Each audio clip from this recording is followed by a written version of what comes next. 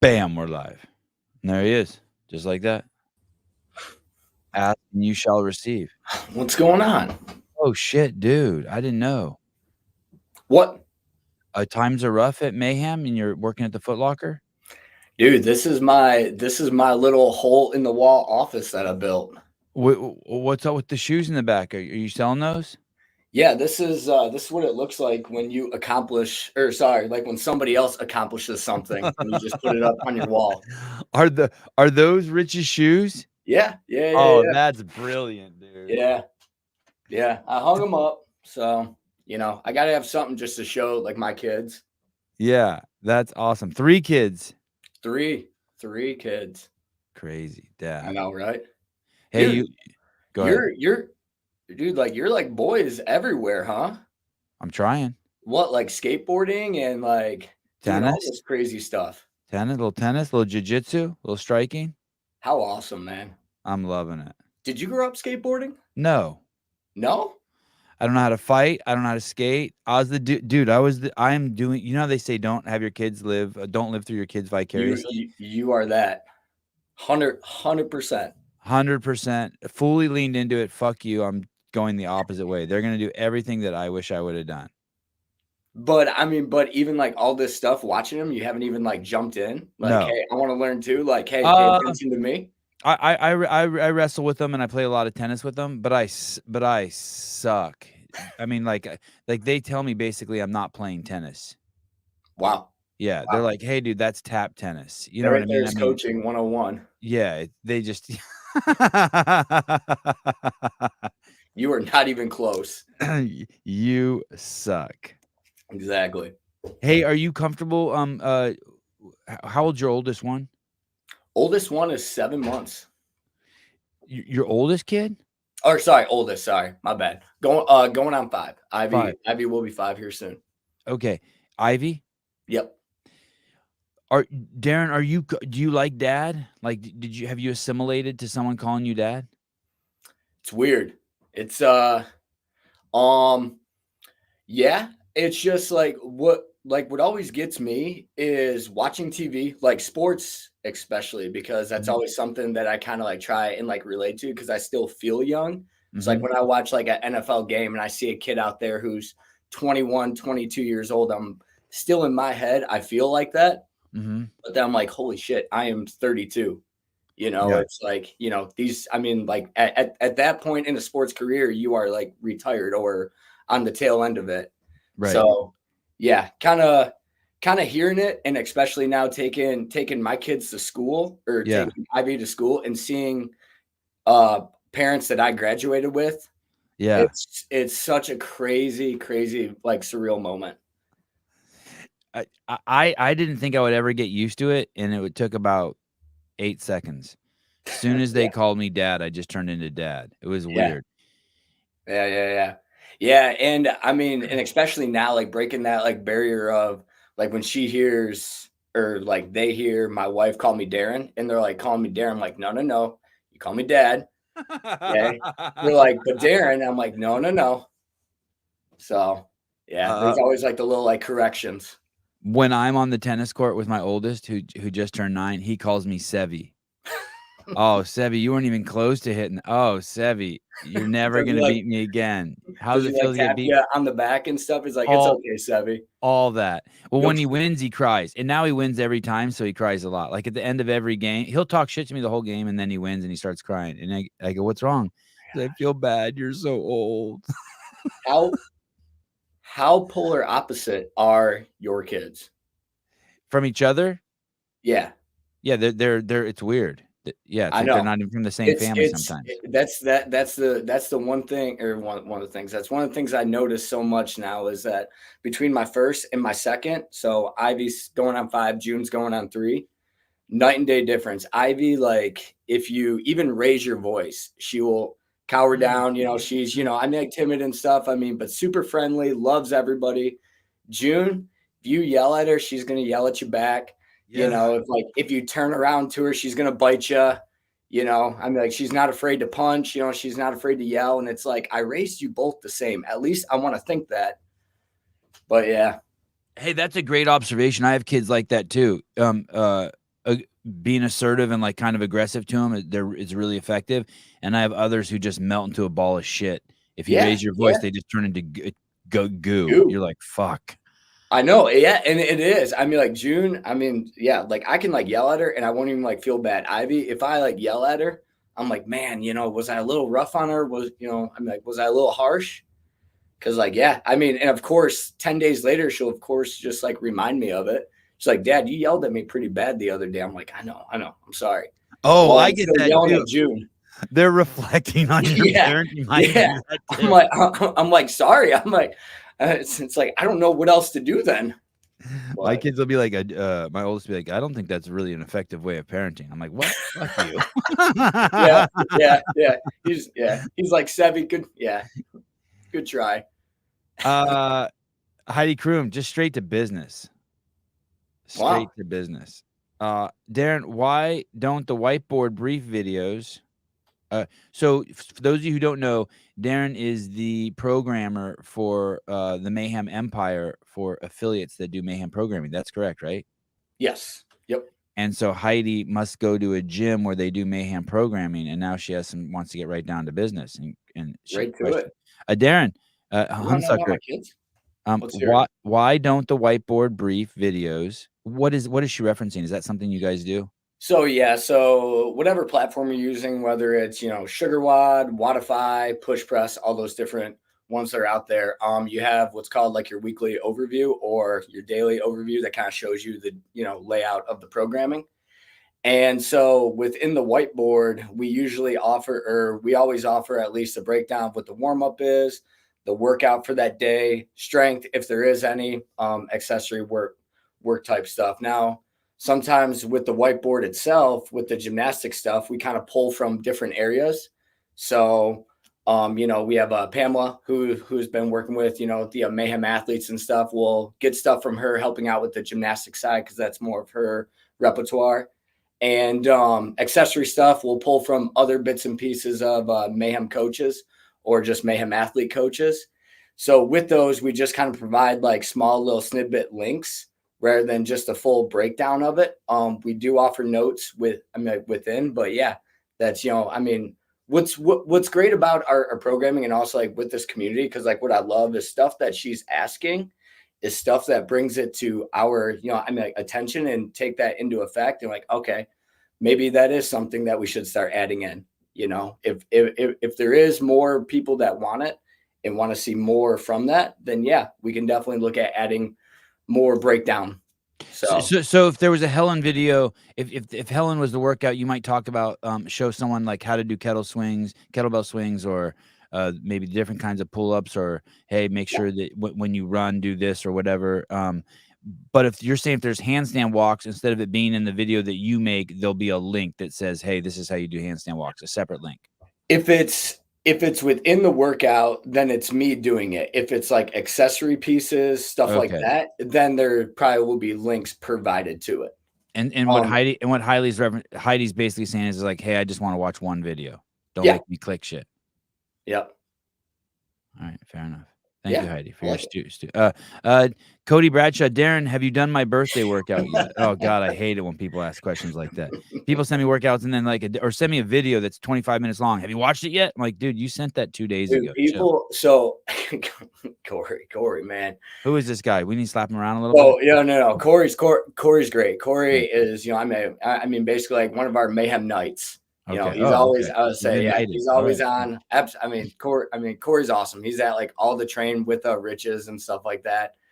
Corey, I have not done your birthday workout yet, nor have I built up the capacity to do your workout yet. Shit. There's I want to say there's over like 500 burpees. I mean, it just looks like something that's going to take me an hour plus. Hey, Corey, write your birthday workout in the comments. I want to see this thing. If that's if that's the one that I'm thinking of. Darren. Let's hear it. On a side note, please tell me Rich has a small penis. Please tell me. He's got everything in life going for him. Please don't tell me. There's very few people who've seen his penis. I know you've seen his penis many times throughout the I've seen. I have tell seen me a lot. Yeah. I have. Tell me the perfect man has this tiny penis like this. Please. Okay, but I cannot confirm nor deny. Okay, I'm sorry. I'm gonna have to. Okay, I'm gonna have to leave that one. I'm gonna have to leave that one out there. Is that bro code? You can't talk about the guy's penis when you see in the locker room? Yeah. That's typical bro code. That's something that I'm trying to teach my 7-month-old son before.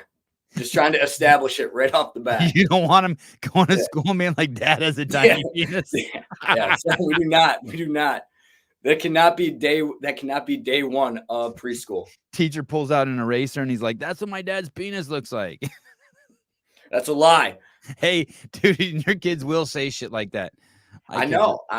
My kids are nuts, dude. Dude, and again, like that's like all the stuff that's kind of going through, again, having 2 daughters off the back and then now having a son. We got to have that talk of what this other part is. Yeah. And it's like, hey, I mean, it's like, that's just the way that God made them, or like trying to give like a easy cop-out answer. Well, Yeah. not a cop-out, that's the truth. But at the same time, it's like, all right, how do we kind of veer them away? Because it's all like, you're being like a magician. It's all smokes and mirrors with it. It's like, hey, divert the conversation somewhere else, like real quick, or show them something cool. So there's a girl in my son's tennis class. And the kids are all close. They've been doing tennis together, 5 days a week for 4 years. And the girl comes and goes, "Hey, my dad got a new wife. So now I have a stepmom." My kid's telling me the story. He's like, "So she's telling us she got 2 moms." I'm like, "Yeah." And he goes, "And then," I'm like, "Oh shit." And he goes, "Some other kid asked, which mom do you like better?" Oh no. And I go, No. and so my son looks at me and my 2 other sons, he goes, "That's a dumb question." and my 2 other sons who are 6 are like, "Why is that dumb?" And they're like, "Dude, you don't like the stepmom more ever." And I'm like, and I just was like, "Yeah, I'm raising this one right." That's fact. Yeah, That's fact. fact.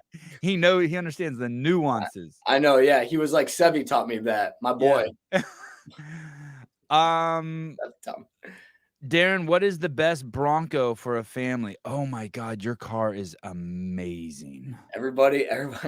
Do you still own that? I was kind of afraid to bring it up. Like you were going to say you had to sell it to like put an add-on for your 3rd kid or something. No, not yet. Debatable as far as if I'd sell a kid or the Bronco. God, that thing is nuts, dude. I love it. I grew up, my oldest brother, his first vehicle. So kind of story behind this Bronco is my brother, Donnie, the oldest, his first vehicle was a 93 Bronco, black XLT. So yada, yada, yada. That's where I fell in love with the vehicle. Didn't know anything about him prior, but absolutely, loved it. I loved that everybody else loved it, because like even at that time, it was like 2003, 2004. It's like you didn't see these vehicles like on the road, especially in like Michigan. So after his kind of died on him and then kind of disappeared, I always said I'd try and find another one like it. And I happened to run across this one that I actually bought this from a guy that's out in California. He was in Northern California. So I had to call him up. I talked to him online, gave me all the videos and stuff, talked to him like on the phone. It was almost like a dating site. I like felt like I like knew this guy. I mean, like way beyond. And I had to have it shipped back to Michigan. But I mean, I'm always the nostalgic type. I like anything from the OBS, which is the 90s era, all the way down to the 60s. So the newer one, the 1993 Bronco. That's a 93, yeah. And that's you own that? Like that's like where you're sitting, where you're sitting, where is that? That is sitting probably 20 feet away from me. Wow. Yeah. Is that your daily driver? No, that is not. That is not the economy driver. Plus, like putting 3 kids in the back of that thing on a 40-degree day with no top on. I mean, like all the heat is on me, so I absolutely love it. But my kids hate it. So it's cold where you're at. Right now it is. Yeah, we woke up. It was probably just touching 30s. Why don't you move to Cookeville? Because your mom and dad are in Michigan? Family? Is it just family? Yeah. So when Jess and I finally, started to have kids, or Jess is your wife. Yep, she is. At least that I know of. Right. That she tells me. But yeah, when we finally started having kids or had Ivy, we kind of just had that feeling. We're like, I personally, like, if it was just me, wasn't married or anything, I would have stayed in Cookeville until the day that I died. But, having kids, being married and stuff, both our families are in Michigan. We wanted our parents to be grandparents. We didn't want to have them have to travel 10 hours just to see, especially on my side of the family, it would have been our first as far as like grandkids for Jess's side. They already had a couple, but still, her family's getting older and my family's only getting older, and traveling will only be harder for them. So we're like, all right, we need to actually make this change sooner than later before it gets harder and harder. So you have siblings, Darren? Yeah. Yep. How many siblings? So 2 older brothers and then 3 younger brothers. So Donnie and Matt were the ones that had passed early on, and then my 3 younger brothers, Mitch, Dustin, Marcus. So there were 5 of you. Yep. Well, 6. Well, 6 total. Yes. So you lost 2 brothers? Yeah. Yep. How old were you when that happened? So Matt was the first one. I was 12, and then Donnie was. So Matt was 2004. Donnie was 2007. So I was 12 and then 15. Holy shit, dude. Yeah. And like that, I mean, that kind of correlates like with, like the story that Rich told as far as, because Rich and Donnie, so my oldest, who had the Bronco and stuff, they were like best friends. They were born, Donnie was born July 9th. Rich was July 21st. Who is that? That's Rich's mom's or dad's? So Rich's mom is my mom's sister. Okay. So you guys are legit cousins. Legit. Yes. Yeah. Okay. Yeah. So your moms grew up in a house together fighting over bowls of cereal and shit. Exactly. Okay. Yep. There were 9 of them. There were 6 sisters and then 3 brothers. And what state was that in? That was in Michigan. Catholic Michigan, so you had to. Right. No goalies allowed. No. Soccer without the goalie. Mm-hmm. Yeah. Oh, okay. And so Rich was raised in Michigan, being best friends with your oldest brother, Donnie. So Rich moved down, man. I don't want to butcher it. Rich moved down to Cookeville when he was, I believe, 4. But like from like that like time frame, even like when they were born, they were always together. And then throughout the years, they would see each other, just periodically. We'd probably see Rich maybe twice a year. And then as they got older, cell phones, all that stuff started, to become a thing. They kept in contact. Rich would come up to visit more because he was able to drive. And that's where the whole kind of competitiveness between all of our cousins really started to amp up, because Rich was dominant in his sport. My brother Donnie and my brother Matt, they were all dominant like in their sports, and all our other cousins too as well. So we just became a super like competitive based family. Do you remember him being 16 and driving up, and all the family like being excited that cousins coming over and pillow fighting and sleeping in the living room and all that shit? Dude, it was awesome, because we'd probably get like, because again, back then cell phones weren't a thing just yet. They were, if you had one, you were cool and we weren't cool. But we would, like get that call, hey, Rich is coming up, whatever, next day. So it was always, you don't sleep. You wait. They may get in super late because it's a 10-hour drive. So you're probably waiting for them. They get in at 2, 3 a.m. Rich would always bring like friends with them too. Yeah. Or her sister Kayla would come up, which was awesome. Or he'd bring, like 3 of his friends, 4 of his friends, and we'd play Super Smash Brothers. We'd play, Mario Party, and then we'd wake up and go play sports. Yeah. So what a good childhood. Both your parents are still alive? Yeah. Yep. I wonder, I mean, now that you have kids, it must be a trip, because no one knows what it's like to lose a sibling, but then you don't know what it's like to lose a child. But when you had your child, when you first had Ivy, did you start to kind of replay that loss through what it would be like through your parents' eyes? Were you like, oh, shit? When I lost Matt, so I was 12, and like, it was weird, because, like when you're 12 years old and you lose like somebody, yeah, of course it sucks. You go through the whole like emotional side, but you really don't know what, like how to feel, you really don't know. Like how to take it, how to explain it, how to tell people about it, so like a lot of kids, you kind of just, kind of become, kind of block out the noise or just kind of numb to it. Right. And then after Donnie, that's when I was like 15 or so. So I was older. And of course, like, you know, Donnie being the oldest, he was like our like everything, you know, I mean, that's who we learned everything from. I mean, it's your oldest brother. That's the one you looked up to the most. And after that, that's when it really hit me, you know, as far as like, holy shit, you know, this sucks. But I watched like what my mom went through with Matt. And then after Donnie, I was like, man, how do you stay so strong? My mom is a very faith-driven woman.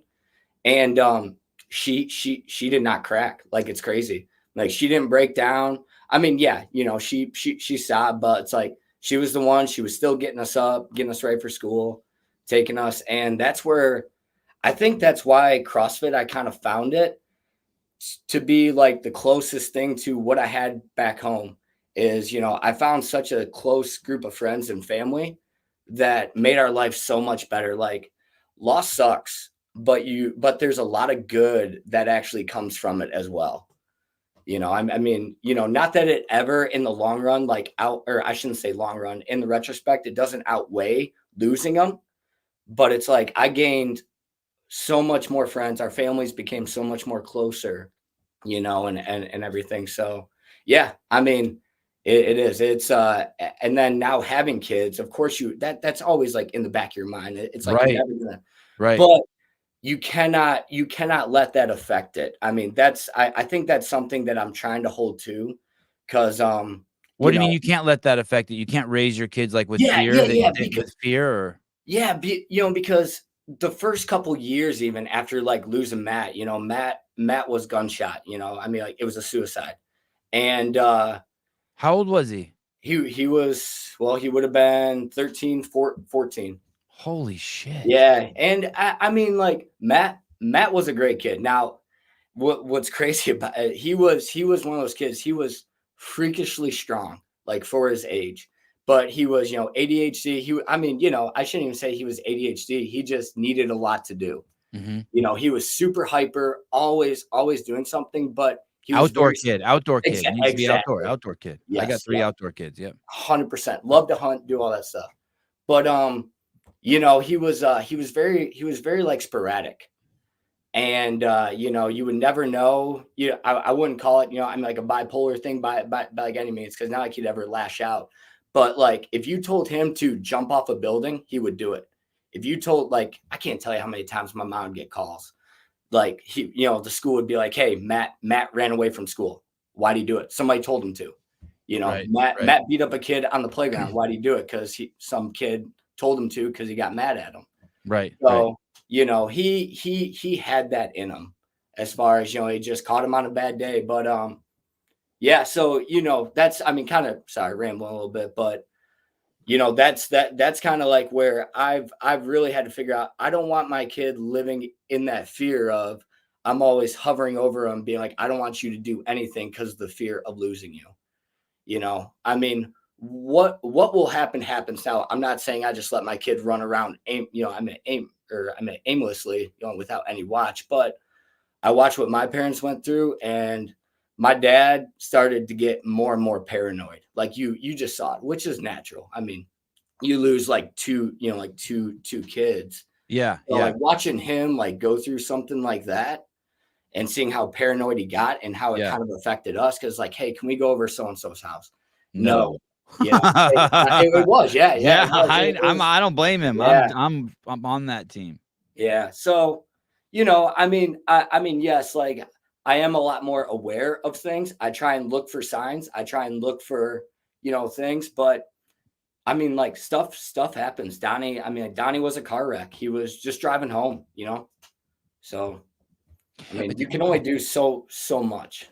I wonder, I suspect that your 3 grandkids have been the great, even though it's, you know, 10 years later, 15 years later, I bet you it's the greatest.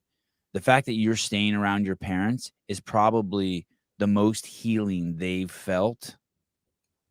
Yeah. Since that happened. I mean, grandkids are a miracle, right? I mean, I can just see what they did to my parents. I can't even fucking believe what happened to my mom and dad. Yeah. They're like new people.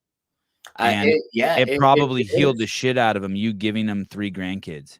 And it's Probably healed you too. It did, I mean, because of course, after like everything, there were numerous reasons why I left. One, I just wanted a change of scenery, but 2, it's like after those couple years, households started to change. You just, like I said, things were kind of more edgy, and I just needed a change of scenery. Oh, so how old were you when you moved out? As soon as I graduated high school, so I was 17, and Rich, was up visiting. And that's, we got talking, and he's like, hey, and that's where, he just started getting into CrossFit. I think he was like 2 or 3 months in it.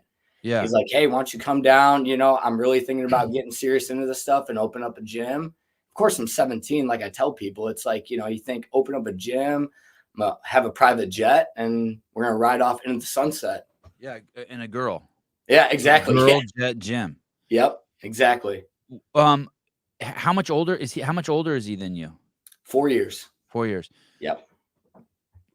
So he comes up to the house, and then you drive home with him. You make the drive back to Cookville. Yeah. And at that point, I remember Dave went to some competition on the East Coast somewhere, and he called me from there, and he's like, at the airport, he's like, hey, dude. And I go, what? He goes, the next CrossFit Games champion's here. I'm like, what do you mean? He goes, there's this kid here that's fucking nuts, dude. You're not even going to believe him. And it was Rich. And then Rich went, and Dave never says that shit. I can't remember too many other people he said that about. Yeah, I was going to say that was the regional then. Had you moved to Cookville by that point? So, yeah. Yep. Yeah. So were you at that event with him? Yeah. Yep. Yeah. So like guys like, I believe Spencer Hendel was there. I want to say Brandon Phillips, like, like guys. Did you compete there, Darren? Did you compete? Did you compete at that? I did not. No. No. Okay. No. That's when I just started coaching them. Come on. But why didn't you compete? Because when I came and visited, you would work out with him. Everybody. And you would hang with him, and you were fucking incredible. Why didn't you compete? Were you scared? Honestly, why didn't you compete? Not like I don't like it, but what's the real No. And I have honestly thought about that for years, because I'll even like look at that stuff too and be like, why didn't I sign up? And I mean, the only thing that I can kind of correlate it to is I grew up in a big family. I did everything with somebody. Nothing I ever did was kind of on my own, like individual base. The only sport that and honestly, like the sport I was best at was wrestling, which is an individual sport, but I didn't like it. I did not enjoy it. I didn't like the spotlight. I mean, and I don't know why that just sounds stupid, because everybody. No, I think the Darren I know doesn't like the spotlight. That you're not a, you never seeked attention anytime I was around you, which makes you a good wingman to Rich. Well, yeah, and I'm like, I love to joke, I love to be, I'm like authentic, but stuff like that. But it's like, yeah, I mean, I don't know. It's just I just never really thrived in those kind of situations, like where I just felt good about it. I loved football, I love team-based stuff, and I mean, and to be real, I love doing like my own thing. Like I love to have that freedom. Like, hey, I can work out when I wanted to, but I also could coach when I wanted to. I could do other things when I wanted to. I saw Rich, Rich was in the gym 10 to 12 hours, and that's bam, bam, bam, and of course I would jump in on a lot of that stuff like early on, because I had nothing else to do. But I also like the idea of being 18, 19. Hey, I can go to the bar after, or, hey, I can go, to the lake and swim, if like somebody wanted to. So earlier on, yes. And then as I got older, I found coaching, and I loved it. I just lived off of it, literally. But yeah. Do you wish in hindsight you would have competed? I think earlier on, yes. Like right when you got there in the beginning, you should have done some comps with Rich. Yeah. I mean, Rich was so far ahead of everybody else. Like he was, and I don't want to downplay what anybody else did, because they were all super fit. But Rich was literally the saying, a man amongst boys out there. Yeah. Like he was out there doing things. And the thing that I tell people all the time is like, what he did on the competition floor, nobody will ever realize how good he really was, because he did that shit in training nonstop and even better. It's like, you know, like out there, he just did what he had to do to like survive. And like, granted, surviving was just killing it. But like, you know, in the gym, he was doing stuff without any type of food in his body, any type of, you know, rest between pounding a McDonald's double cheeseburger and doing this. It's like, you know, so, sorry, I'm getting myself worked up. I need some water. No, yeah, get yourself worked up. That stuff is good to hear. I want to go back to your early days of coming to Cookeville, but I want to ask you this question. I heard that there's this UFC fighter, Israel Adesanya, and he fights in 185 pounds, and he's a really good fighter, maybe arguably the best who ever did it. And he said the reason why, I think it was him, the reason why Michael Jordan is better than LeBron James is in the fans' eyes is because, not because of the numbers, but because of the emotional appeal in his performance. He got the fans to invest in him emotionally. I feel like Rich has done that better than any CrossFit athlete ever. That there's something about him that makes you not, I mean, obviously he's the winner, but then you're also invested in him for some other reason that's not like tangible, like the way he carries himself or the way he looks at the crowd, or there's some sort of his style. There's a style he has. He's a killer, man. He is like, you know, he wants to win because he wants to win. Like, if you take 300,000 out of the equation, you know, dollars, he would still beat everybody's ass. You know, he would still win the CrossFit games. He still wants to win that bad. And like, that's something that you can't teach, you know, that's something that you're born with. And I always like tell people too, it's cool to see what Rich did with less coaching, less availability and knowledge of like, you know, movements, like nutrition, stuff like that. He was able to put out the performance he did nowadays. And it's just like, you can look at any sport, you know, they talk about LeBron invest over $1 million into his body, you know, like every year. And it's like Michael Jordan was smoking a, you know, cigarette or cigar up until 2 a.m. playing golf. And then he'd go win the NBA finals. Right. You know, it's like, so you didn't see Rich with those things on his legs that like he wouldn't sit up with his legs up with those Normatex or like something like that. Yeah. I don't even know what they are. Yeah, no. I mean, like as he got more and more into it, and you know, that's something too to Rich's credit. He's very smart. Rich is always learning. Like he's always reading something. He's always looking for, you know, the new better thing of how to get better at like something. So, you know, that's something that I always do or like I always did give him credit for, especially like if he got injured, he would attack it. He's like, hey, I'm going to get this fixed instantly. You know, I watched him roll his ankle numerous times, you know, sprain it dang near or a couple times. And within 3 days, he's up and doing something because he's just rehabbing the crap out of it. So, I mean, like I said, there's different breeds. Corbin Bowman, $5. Just remember, Darren, like and subscribe. Yeah. Smash that like button. Yeah. Smash something. Smash it. Corey Bradshaw. Oh, geez. 50 minutes. Oh, Jesus criminy. For max reps. This is a different one.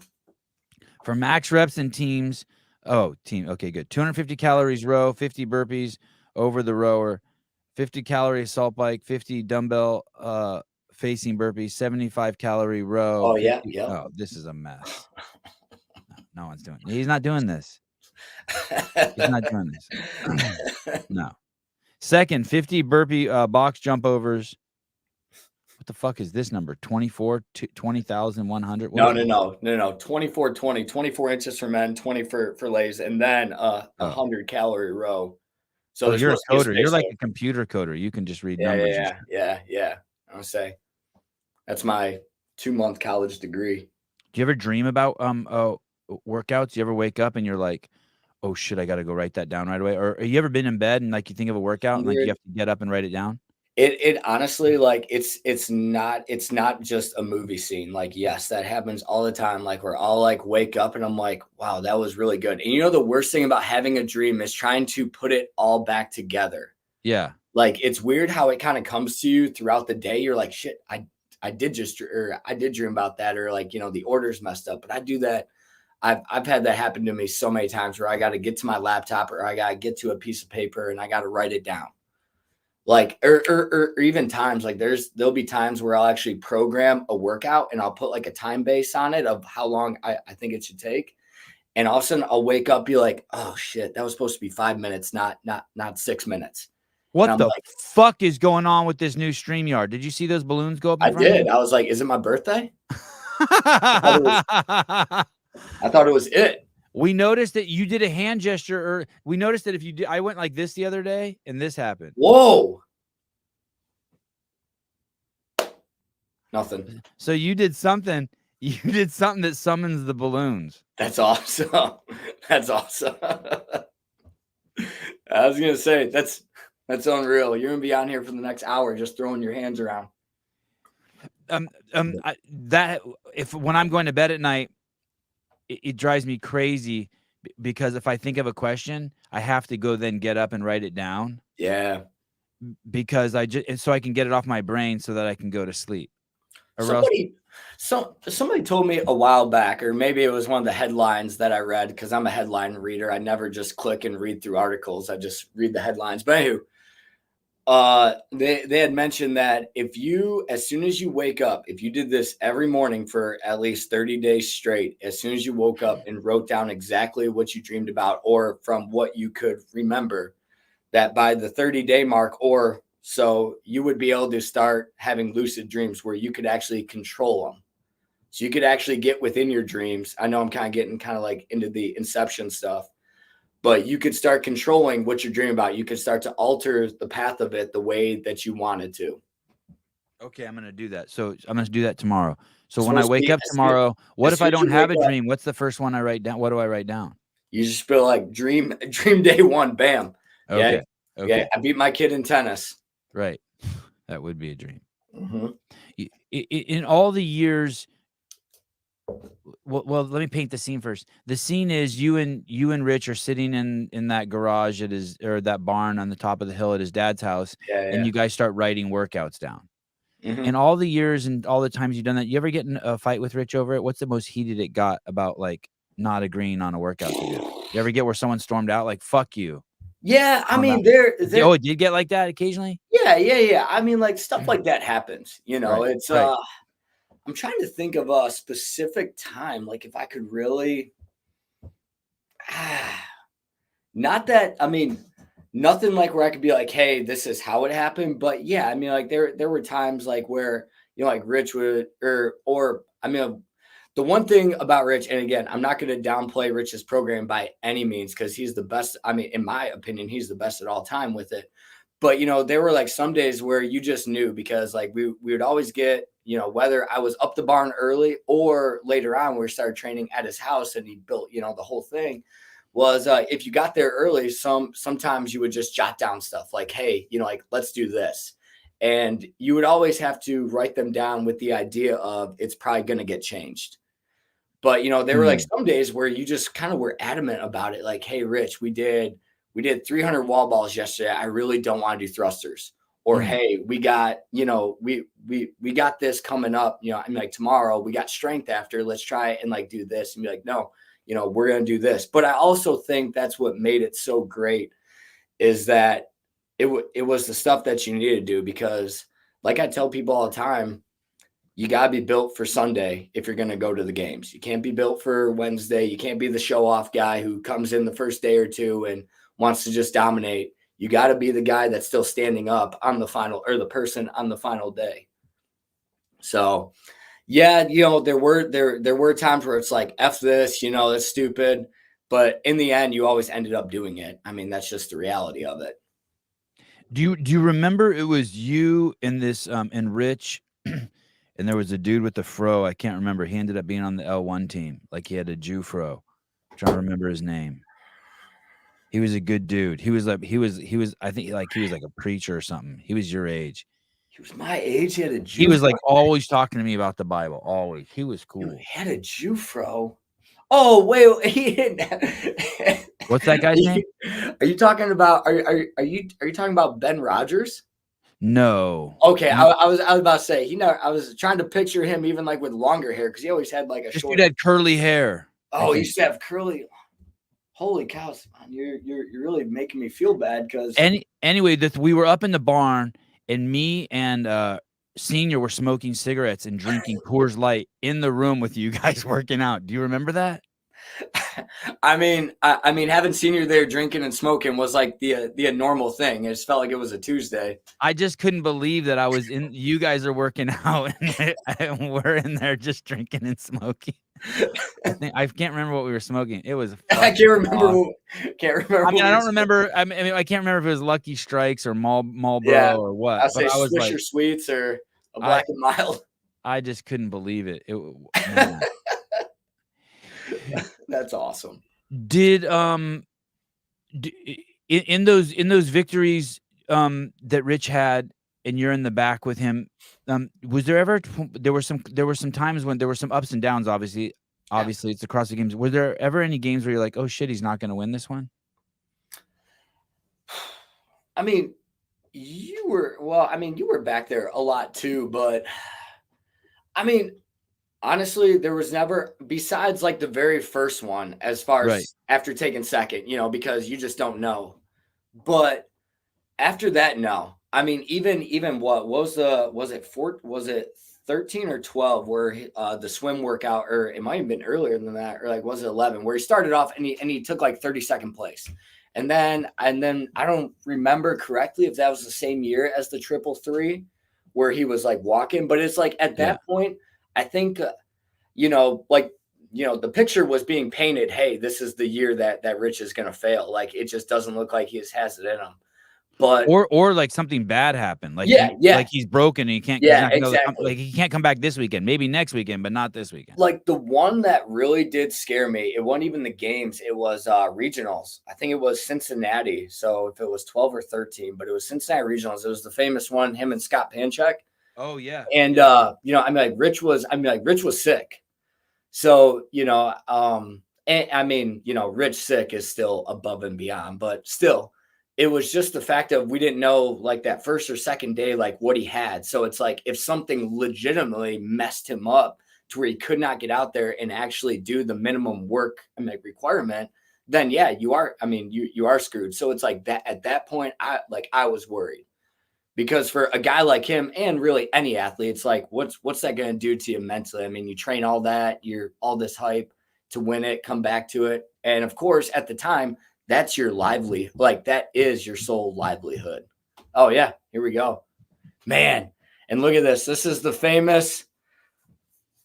Oh, is it? This is the famous throw it over your head. Yeah. Why would they make that? Why would they make that illegal? It's a brilliant move. It was, but why make that illegal? Because you can't see what your bar's doing? Or they just didn't want somebody throwing it on top of their head. Man, Scott. Oh, this is when everybody still had great knees. This is when I was saying, is CrossFit hard on your knees? I don't think if CrossFit is hard on your knees. Is it because I don't do it at this level? Competing is hard on your knees because of the sheer volume. CrossFit itself is not hard on your knees. No. Okay. And that's the part that's hard to break people up. Of course, everybody sees, that's the ongoing battle is the YouTube my knees. watchers. My knee. I did 300 air squats 2 days ago with a 16-pound vest. Did you do Murph? Well, I don't tell. I'm kind of like I've never done Murph with the vest. You're a closet Murph guy? So I've never done Murph with the vest. So I'm kind of like prepping. You know what I mean? Like I took my Avi, my 9-year-old. Don't tell anybody you're on your podcast that reaches a ton of people. Well, they don't listen to this part here. Okay. All right. Well, I'm gonna go tell my 7th. Yeah, there you go. Yeah. I mean, my knees feel great. My knees feel great. I'm 51. Like it was nothing. I go ass to grass. My knees feel great. I mean, my man. So, yeah. Since I stopped, I mean, I never got to the point of, some of these athletes, but since I stopped competing at that level, my body feels a lot better.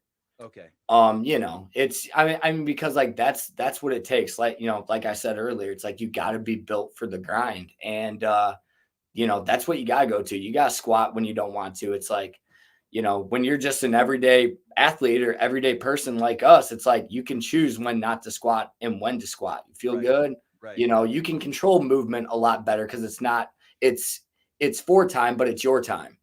Yeah, I did them in sets of 15. Yeah. Taking turns with my son. It was chill. I see what you're saying. Okay. Yeah, I was You're gonna right. say my wife makes fun of me all the time because there'll be times where I'm doing a workout and in my mind, and I'm sure you go through it and everybody does who kind of outside of that like competitive realm, but it's like you remember what you could do, let's just say 10 years ago, and like how you did it. And you think you still have it in you, and then all of a sudden 3, 2, 1 hits or halfway through a workout, you're like, holy shit, I am not nowhere near that. Your heart rate's way higher, your legs are more blown up, your arms hurt, and it's like, I'm just gonna stop. Like, like there's times where I'm doing a workout and it's like 5 sets with like a 1-to-1 rest. I'm like, hey, I'm just gonna do 4. I mean, that's enough. That's such an awesome place just to be at for me. The dude who produces this podcast, the executive producer, Matt Souza, Yeah. he said that there was a guy who came into his gym who did 30 seconds on and 30 seconds off on the assault bike. And I want to say got 427 calories in 30 minutes. And it's a little dude. Like under 180. So I'm like, oh, I'm going to try that and I'm going to shoot for 300. I got to the 6th round. I quit. I'm like, I'm not doing this. Seriously, 6 minutes in, I'm like, nope, I'm not even going to go for 300. It was so fucking bad, dude. But and I love the assault bike. And I'm like, I know, I do too. That's my absolute. Out of your fucking mind. What's so funny about that though, Sevan, is that there's no requirement within that 30 seconds. You could have got on there for 30 seconds and just held a calorie. Right, right. But intensity is all relevant to you, as far as like what you wanted. But that's what's funny about it. You just quit at that. Yeah, because I was so depressed because I'm like, well, I'll do 3. I go, hey, can I do 300? He goes, that was like the baseline for our gym. We told people they should aim for at least 300. Yeah. And I'm like, holy shit. It was. And that's what I tell people too about workouts like that. When you can mathematically figure it out within a first set or two, as far as where you're probably going to end up, it sucks because that's when reality kind of sets in of what you got to put your body through to get to that point. If you want 300 calories, that means you got to have 150 by the 15-minute mark. Yeah. And then you start breaking it down even more than that. Okay, I got to have 10 calories in 30 seconds or whatever, and then and then all of a sudden you start getting all the numbers thrown out. And it's like, shit, I'm falling off pace. Well, maybe I can go 12 this time and 8 this time, or 8 and 7 or so. I don't know. Yeah, it's crazy. Is it true that you're going to that next year you'll be leaving Mayhem and going to HWPO? Is that? Yeah, that's exactly true. Those rumors are true. Okay. Yeah, the rumors are true. You can clickbait that. Is it true? Is it true? The word on the street. Were you ever in the gym when Matt and Rich were in there together? Yeah. Yeah. And we're like from day one. No one knows Rich better than you. We're from day one. We're like, oh, this ain't gonna end good. This is oil and fire. Were you like, oh shit? No. And, people wanted to make that out more than what it was. It's just like the simple fact of, it's like, sometimes there's just not a good mesh, and dude, it happens all the time. Like with things, it's like, hey, your Darren, style is different than mine. Darren, hold on. Greg Glassman and Dave Castro are prickly dudes. Yeah. Like if you enter in the room wrong, they will fuck you up. You start off on the wrong foot with them, they will both it will not be fun for anyone in the room. I suspect it's very much. It could be. Rich is a very nice guy. He's a gentleman of the highest order. Yep. The little bit that I know him and the little bit I know Matt, it's the same way. If you enter the room wrong, if you get off on the wrong foot with them, boy, it's gonna be like tough. It's gonna be tough getting back on the right foot with them. Well, and Matt's especially quirky. Well, and they're both kind of competing for the same thing. It's like, earlier on, like when Rich was still an individual, that was a little, that was kind of short. But even so, it's like Rich is one of the most competitive. Rich is, if not the most competitive person within the sport. The guy will die on the competition floor, probably. Have to shoot him with a tranquilizer just to get him off of it.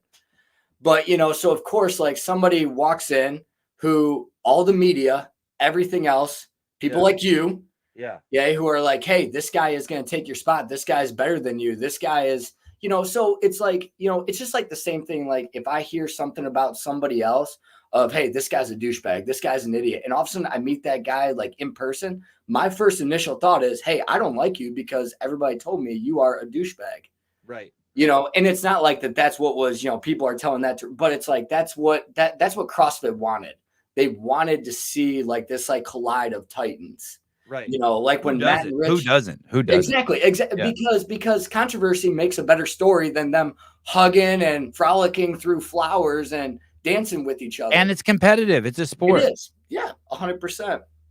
So yeah, I mean, of course that, but did you know when the first time they're in the room together, you were like, I know when someone walks in the room and they meet Dave for the first time, if they say something stupid, or to Greg, I'm like, oh, that's not going to work out. That relationship's over. They won't be invited to dinner. Like, did you know? Oh, that's not going to work. Knowing Rich's personality and knowing Matt's personality, yes, you as a person that knew both, you just knew that yes, this probably wasn't going to be, the best. Although, there were times like where, they were they were great together. They'd be laughing. They'd be cutting up.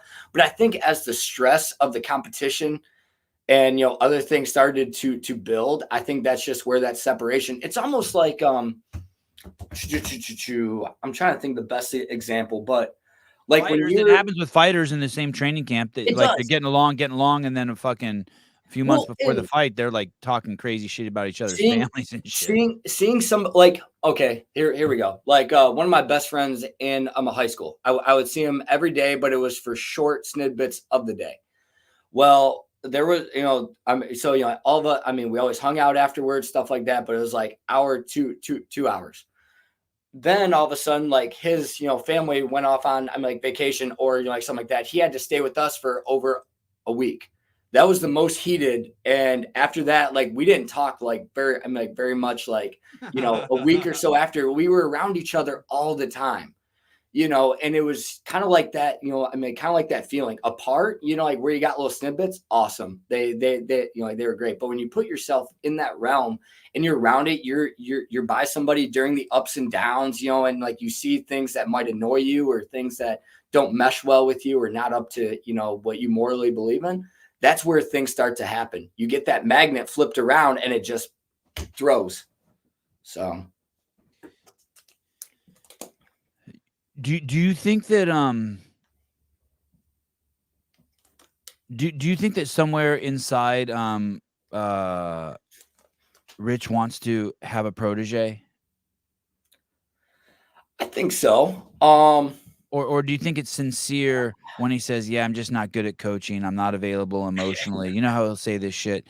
Or do you think that somewhere inside, like he'd like to have a take someone under his wing? I think so too, but I kind of think that Rich kind of said it, as well. It's like coaching one-on-one is just not his style. Rich is always willing to lend a hand out, to help people. To answer questions. But I think, for him personally, it's like he still wants to compete at the highest level. Even if he's not working. Who Rich does? Yes. Oh, so wow. Okay. He does, huh? But want to and like able to are like two completely different things. Right. And also for him too, he gets on kicks, mountain biking. Okay. Now he wants to be the best mountain biker in the world, which scares the shit out of me because he probably will be. Yeah. And that takes me out of a job. So, he better figure it out with it. Meaning you want to keep coaching him. Well, yeah. No. Just saying, Rich being within the sport of a CrossFit is great for the whole community. Rich is awesome in it. Rich loves it. He loves all this. But, if he goes dive bombing into mountain biking, well, he's a guy who goes all out into something, then he's going to be mountain biking, which when he trained for the Leadville, he was mountain biking all day. And that's all he thought about. That's all he wanted to do. His workouts were based around mountain biking. What did this is gonna be a weird question here. Justin V, mountain biking's too dangerous. We can't have that. So is slamming your head on the ground for 100 reps every day. You talking about burpees? Handstand push-ups, but yeah, still. Oh. I don't. This is gonna be a weird take. I don't think Rich can do biking because I don't think he's willing to get smaller. That small. Yeah. I mean, you basically have to turn into a waif. Yeah. You have to have just be ass and quads. I mean, you have to let the entire upper body go. You really do. Yeah. No, like, is he willing to drop down to a 165-pound man? I don't know. I know. Could you imagine? I would talk some hellacious shit about him if he got that skinny. I mean, all in fun, but it would be so fun to be like, what the fuck happened to him? I do not. Rich Froning. Meth Froning. Somebody needs to render that image up. Ask AI to make Froning on that. AI. What would the fittest man in the world look like if he did meth for a month? I also think Rich knows that he could get himself back to the way that he is within a couple months, or so. But it's what he'd have to put himself through to get to, like you said, like that, like that bottom weight position that would allow him to perform at the highest level. Because him doing as well as he did for his first time at the Leadville 100. Yeah. I think, I'm hoping it didn't just light some crazy fire in him to where he's like, now I want to win it because I think I can. If it does, awesome. I will be his biggest, supporter at the same time. But at the other time, yeah, that is, for his lifestyle, that's just not going to work.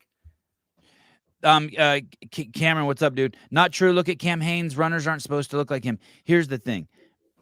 I can't. All my friends who got into biking and in the couple biking events that I've been at, the dudes are the best guys. Have no upper body.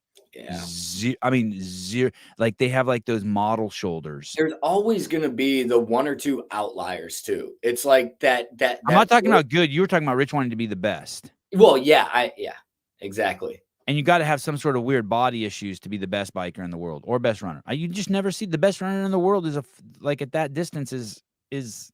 Yeah. A twig. Yeah. Skeletor. Yeah. Yep. Yeah, exactly. Yeah. And that's what always, I'd always tell people I would much look at Hunter McIntyre. Exactly. He doesn't run world-class times. Yeah. Yeah. And I was going to say, that's a point there too, but it's like, I would train for the CrossFit Games any day than I would try and be a world-class marathon runner. Say that again. You would what? I would much rather put myself through a CrossFit, like trying to train for the CrossFit Games any day than try and train to be a world-class marathon runner, if not the best. To know what they have to put themselves through as far as sheer volume of just running and the weight they have to be at and holding sub 5-minute miles, to me is just insane. Like, I almost feel like, and again, I'm not saying that, I could win the CrossFit Games before I ran, a sub 5-minute mile for multiple miles, but I feel like one is more obtainable than the other. I'm not going to say which. I don't want you clipping that. Say it. I will not. What's the most amazing thing you ever saw him do? Oh, oof. I would say one of the coolest ones that I saw off the back was when he hit the 225 Isabel, and he did it in like 3 minutes or, something like that. Because at that time, everybody, like a 225 snatch, even at that time, was a very respectable lift. It's like, I think, he had registered, or like most people were hitting numbers of like a great, like, hey, this is going to be my best lift for the year was like a 275. So to hit 225, for 30 reps as fast as he did, to me was one of the coolest things. Watching it, especially early on, look at that, the old and squat. Oh my God. And then the squat snatch it too. For a guy like me that struggled so much with snatching as far as heavy weight, to watch him do that. Oh, the old threes too. Where is that? What gym is that? That was the gym? second. Yeah, that was the one that was downtown. And then right over there to the Wi-Fi. Right over there. Log your score, Rich. Come on, sign in. Wow, it was that. He didn't even miss a beat. He did not miss it. Wasn't even tired. Yes, that's the most incredible thing. Him signing in and doing all his signature.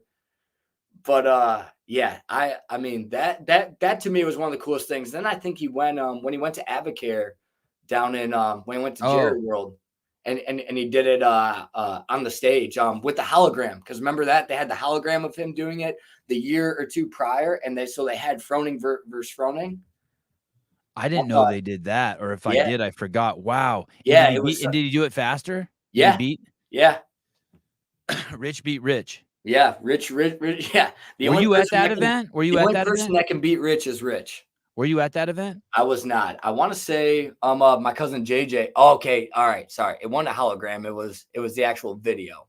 But yeah, hey, great. How many people were there when he did that? Oh gosh, there was a lot. I don't want to butcher. Is it like 10,000? Is it like 10,000 in the stadium?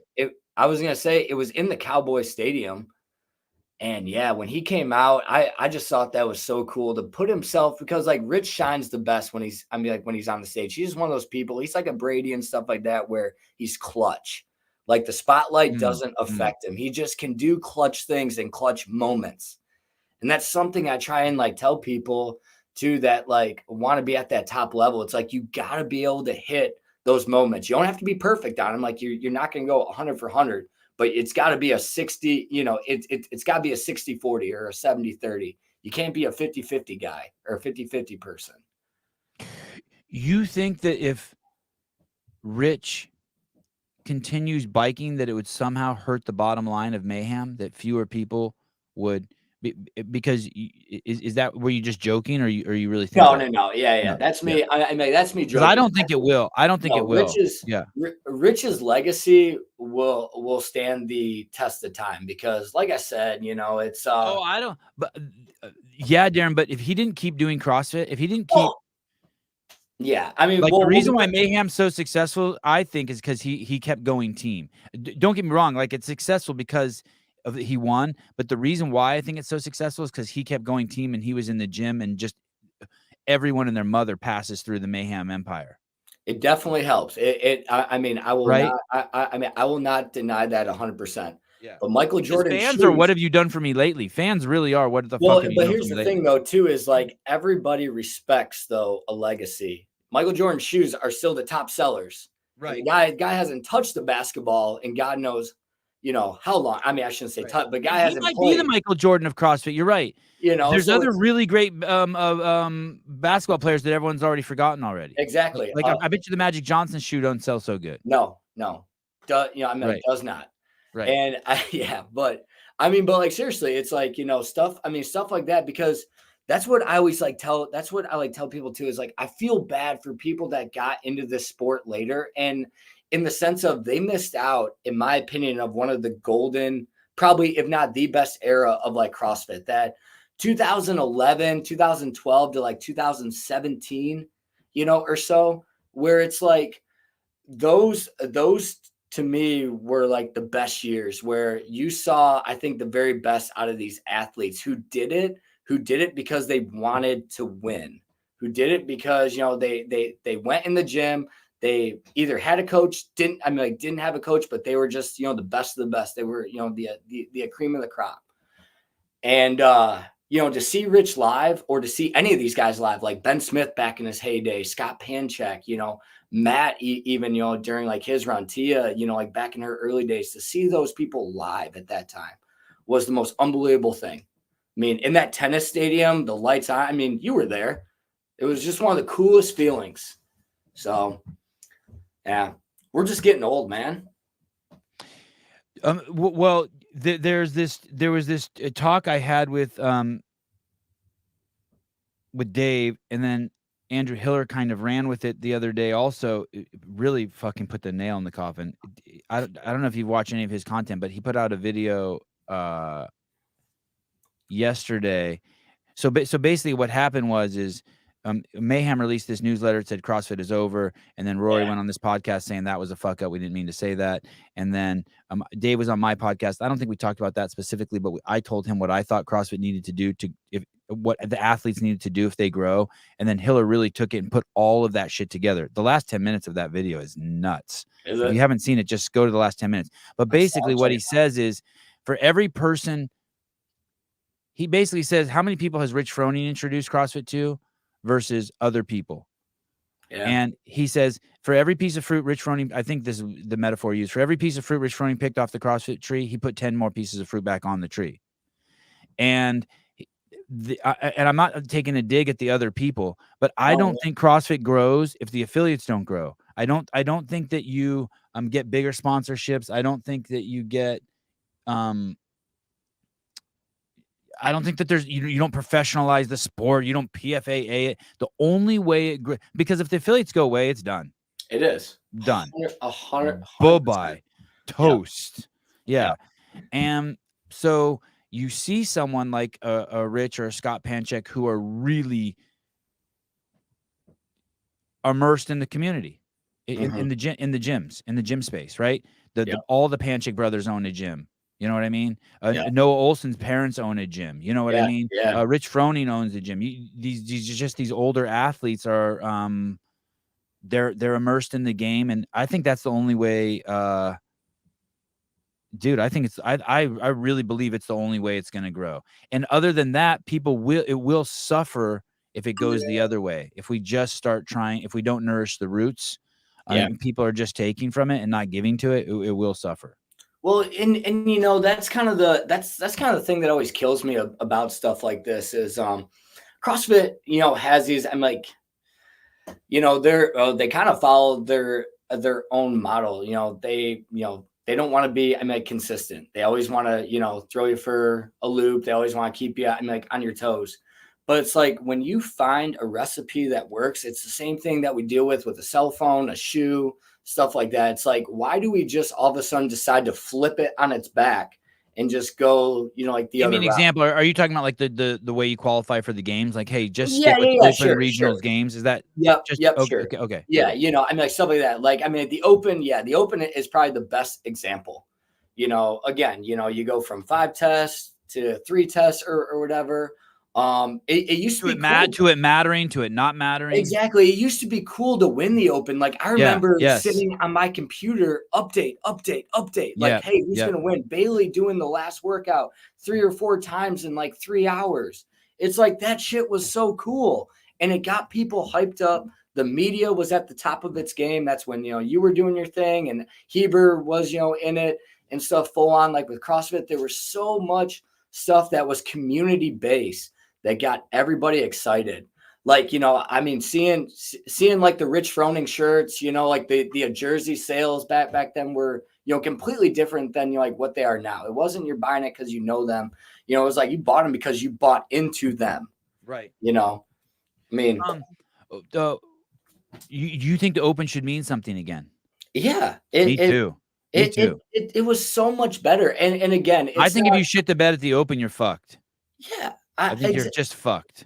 Exactly. You know, but it was like that's when it was so cool for those everyday athletes to get behind a athlete in the open who are at the top of their game or at least close to it, and you know, get excited about it. It's like, hey, I am Team Rich or I'm Team Matt or I'm Team, you know what? I want to see them win the open. Now it's like, you just make top 20 or top 200 or top 30 and you're good. It doesn't matter because they're just going to, you know, reconfigure it and throw you somewhere. And I don't blame the athletes, but you hear athletes like Samuel Cornway or Sarah Sigmundsdottir just straight up say the open doesn't matter. That breaks my heart.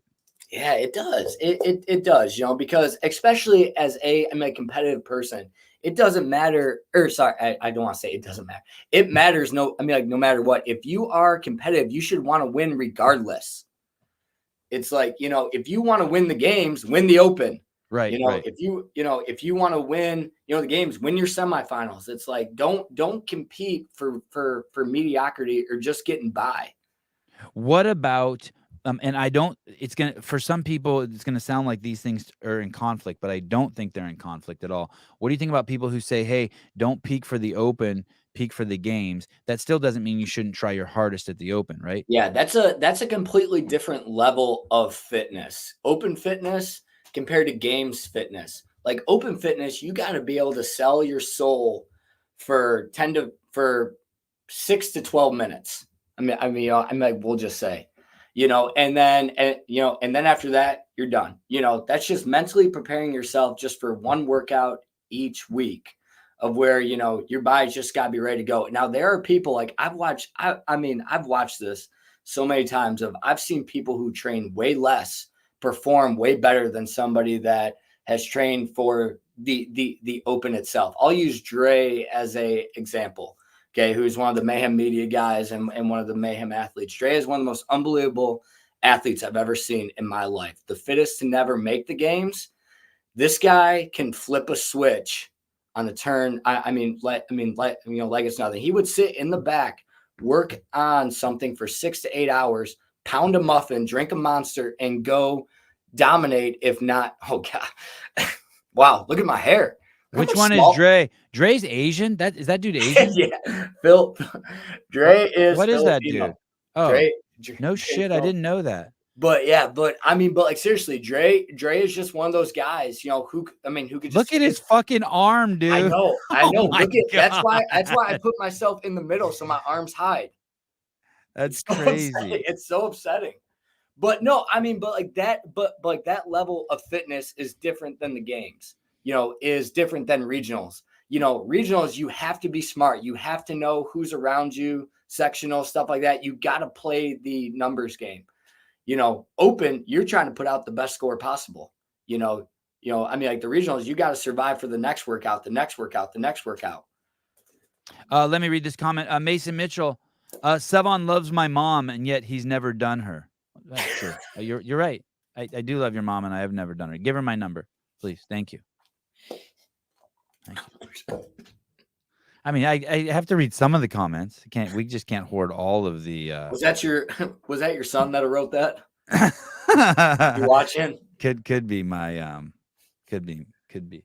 Yeah, but yeah, it's just. It was just such a different time, like back then. It's people talk about the good old days and stuff all the time, but I think there still could be athletes like that. Yeah, I don't think that there's some recipe that's driven people out of the. I don't think there's some recipe that makes it so you can't do what Scott and Rich have done. The fittest will still win. No matter what the open is laid out as, whether it's a 3 workout, 5, you're still going to see the top people at the top. Like, I don't think that will ever change, but I think of overall what it means to the whole community itself. You definitely saw that dissipate. So, as far as determining like who's the fittest, I still think you're still going to get the same result in the end. That's just me.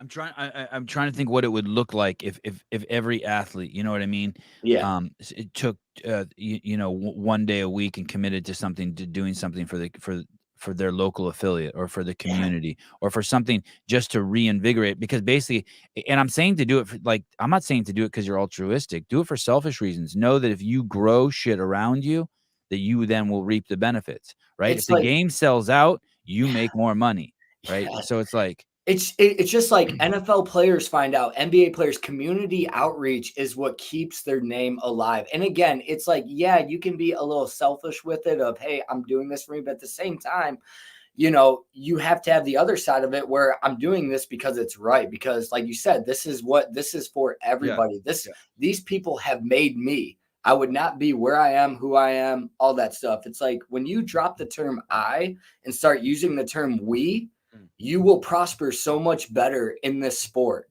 or just in anything. In my opinion, athletes got to stop with the individual based stuff of I did this. No, you did not. We did this.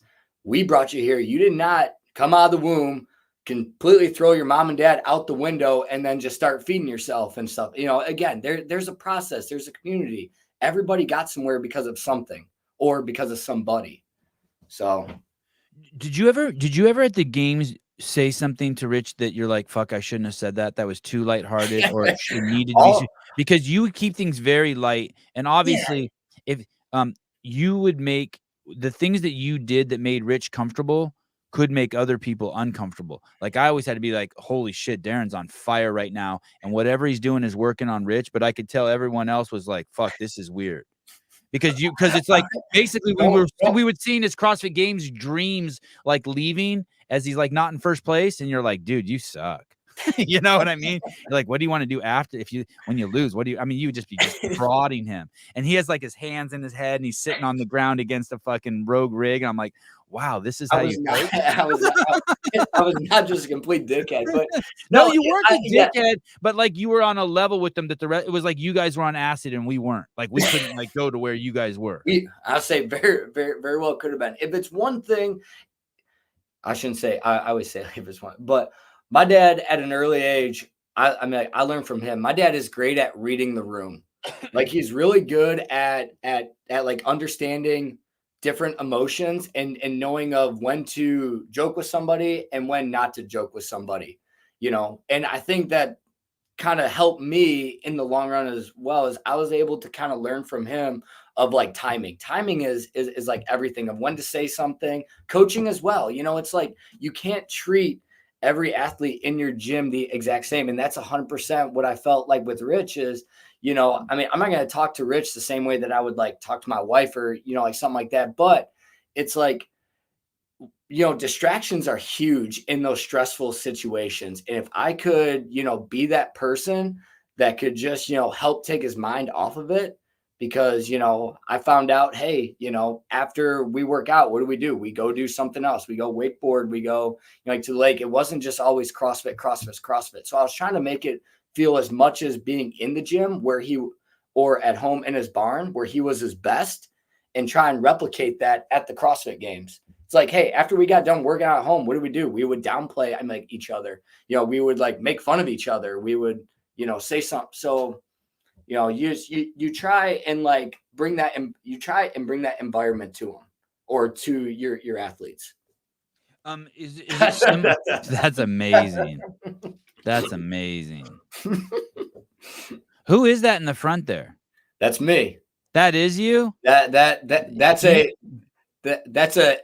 what I used to look like. Do you know you look like what's his name there? The guy from Deadpool. Ryan Reynolds? Yeah, you look like Ryan Reynolds. Oh, there. Thanks, man. Yeah. Thanks. That's a compliment. Yeah, and then my younger brother Dustin is right behind him. Oh, is Dustin Asian? No, he is not. He's just squinting because we're going at the speed of light. Dustin needs either Dustin or Rich needs a patch. Going the speed of light. We are hauling. Man. Dan Guerrero, Sevan, have you ever signed up for the Open? They absolutely love ripping you here. Hey, go in all your free time, Dan. Go look it up. Go through type my name into Google and see if I've ever signed up. I'll tell you, if there was 300 air squats in an open workout with a vest, yeah, I'm prepping for it. Yeah, they better crown the CrossFit Games champion then and there. Heidi Kroom, Dan, he borderline invented the Open. Dan? You won't. No, not Dan. Oh, not Dan. Oh, gotcha. Talking Dan. Dan, gotcha. Not Dan. He borderline invented the Open. Darren, are you Asian? I am not. So just don't assume. I'm German. Are you a boy? Last time I checked. I don't want to assume. Last time that I measured, I am. This thing with that you said about reading the room emotionally and timing. Are you a good husband? You think if I asked your wife, hey, he understands when to talk to me and this timing's good? Because my wife says talking to me is all about timing. Yeah. Are you good with your wife in regards to that? Growing up like with 5 brothers, I that has been an adjustment because, going from boys and, the emotional side of things and then girls, and that's something also as a father is what to say, when to say. And also you learn about different emotional stuff as well. It's like this stuff they didn't teach in sex ed class. It's like, and of course that's not the stuff that I paid attention to. Right. But I am a good, oh man, that's really tough for me to answer. I would like to think that I'm a good husband, but I always need more and more work, or I could always use more and more work. Let me ask you this. Is it important to you to be a good husband? It is. Yeah. Yeah. I mean, have you ever had somebody tell you it's not? I mean, hopefully not. Right. Okay. So you're saying it's a shitty question. Okay. Fair. Yeah. I'll take it. But no. It's, I mean, if it's one thing that I do like to do, I also do like to listen. But at the same time, you do learn. Me and my wife are almost like the same. Besides, she's a woman and I'm a man, obviously. But unlike that sense, we are very competitive people. So we can never work out together because we would kill each other because we both want to win. So, and that's also the thing, just like you said, timing. Like if she's having a bad day, I also have to kind of think, okay, how would I want somebody to talk to me if I'm having a bad day? Usually it's just don't talk to me, which is such a great thing. It's like, hey, we'll just deal with this, later or something like that. But if it's one thing, or Jess does a great job where she doesn't hold on to anything too long. Like if we're mad at each other. Wow, that's amazing. Well, hey, hold on, let me finish. Okay. Because that's not a strong suit for a lot of women. They have seasons. These motherfuckers have seasons. Now, granted, if you do something that kind of lines up with what you fought about 10 or 20 days ago or 10 years ago, then it gets brought up. But if you can stay away from that. But yeah, no, what's so funny about it is like, if we're both mad at each other, like we just get done fighting, because everybody fights, whether people want to say they do. It's Instagram versus, I'm like, I don't think if you're not fighting in a relationship, I think you have a problem. Exactly. I think probably the relationship's constipated. Yeah. And I mean that like exactly. you're headed for a day. It's going to spill over the top of the dam. It's not going to be pretty. 100%. Yeah. And that's the other thing too, is you need to understand when something, or like when to say sorry, but also how to let things go and realize it's not a big deal. Like, there are things that happen. Like there's times like we're sitting there, silent treatment, no one's talking. And all of a sudden, like I start to smile because I'm kind of looking at her to see like if she's mad. And all of a sudden I'll catch her looking at me because she's trying to see if I'm mad. And then we'll just start laughing. It's just one of those things where, okay, then it's over with. It may last a couple of days. Like that doesn't happen until a few days later. Right. And I always feel like I'm never in a fight and like I'm happy I'm fighting. Yeah. I'm like, fuck, dude, I just want this shit to be over. Well, and like when I was little and me and my mom would like get into it or something like that, parents and stuff like that. But I had a really bad stutter at a younger age, which I still do, but at that time. So it's like when I would want to argue like with her, the emotions would start getting to me. And of course, if you have a stutter and you're trying to argue with somebody, it's 100 times harder to say what you want to say because now you can't get the words out and it makes you more frustrated. So it's half the time I just, you just walk away pissed off at 8, 9 years old because you couldn't say what you wanted to. And like, that's something too, like when I, let's just say that we fight, it's like, I have to try and control that as much as I can. Because if I can't say what I want to say, then it's really going to get bad because now I'm getting even madder. What is stuttering? I don't know. I don't know if I was just dropped in, in a well or something at a young age and just kind of came out. But like, it's a nervous thing. It's something. So it's a coping mechanism. It's kind of like it's not like real. It's it's yeah. Who knows? I mean, sorry, I shouldn't say who knows because people obviously who are experts. Someone thinks they know. Yeah, exactly. But I mean, it could be a number of like different things. But for me, it's nerves, it's just like when I get overexcited about something, you get going. And sometimes what you're thinking is way ahead than what you're actually saying. When I was a kid and I learned how to burp, remember when you learned? Do you remember? Did you ever learn how to do that? No, I can't burp. Oh, I have a disease, my man. you don't. You have a I can't burp disease. Yeah, that's exactly it. No, I mean, yeah, I can't burp. Like I can't make myself burp. It's happened, but it's like. Can you burp if you drink sparkling water too fast? Can you whistle? No, the only Can you time whistle? the only time that I would burp is if I drank an excessive amount of beer or something like that, and I just made myself like throw up. And all Wow, of a you sudden, don't it's like, burp? I it's never like heard of no 20 one who doesn't burp. it's like 20 years of burping just comes out of me at once. It's like the My mom Exorcist. would love you. My mom hates burping. Anyway, when I first learned how to burp, I would do it all the time as a little kid. Yeah. Like, and then eventually, I was just always burping and I didn't even know it. Someone's like, "Hey, you just burped." I'm like, "I did." And now I notice on this show, I burp like crazy. Just be having it in the middle of a conversation with somebody, and I just start burping. Yeah, and I wonder if stuttering's like that. Like one time you use it as a coping mechanism, and then you just start leaning on it. Yeah, I mean, making it up. I mean, it could be. You could write a book about it. I won't read it, but yeah, you could. Jake Chapman, have you tried to drink piss? You mean to cure he can't drink for his burp problem? I have not, but thanks, Jake. I'll try that. I'll filter that down. I'll get it right out. Have you tried to drink piss? I want to know the guy that has said that. Are you gonna have a fourth? What? Are you gonna have a fourth? I would like to. You would? Yeah, I would say if we're able to. I mean, Jess came from a family of 3 older brothers, so four of them, and then me coming from a larger family. I absolutely love it. So I wouldn't change it. So how long have you been married? Been married since 14, so almost 10 years. What? Excuse me? So sorry, we've been married since 2014. Oh, 2014. Yeah, you freaked me out for a second. Yeah. Okay, so and your oldest kid is 5? Yep. So 6 years ago, you just stopped using protection, and is it really like that? You just 6 years of just letting them fly? No, so we tried prior, and then Jess actually miscarried, and then after that it was weird. It was like a year and a half to almost 2 years. Like we kept trying.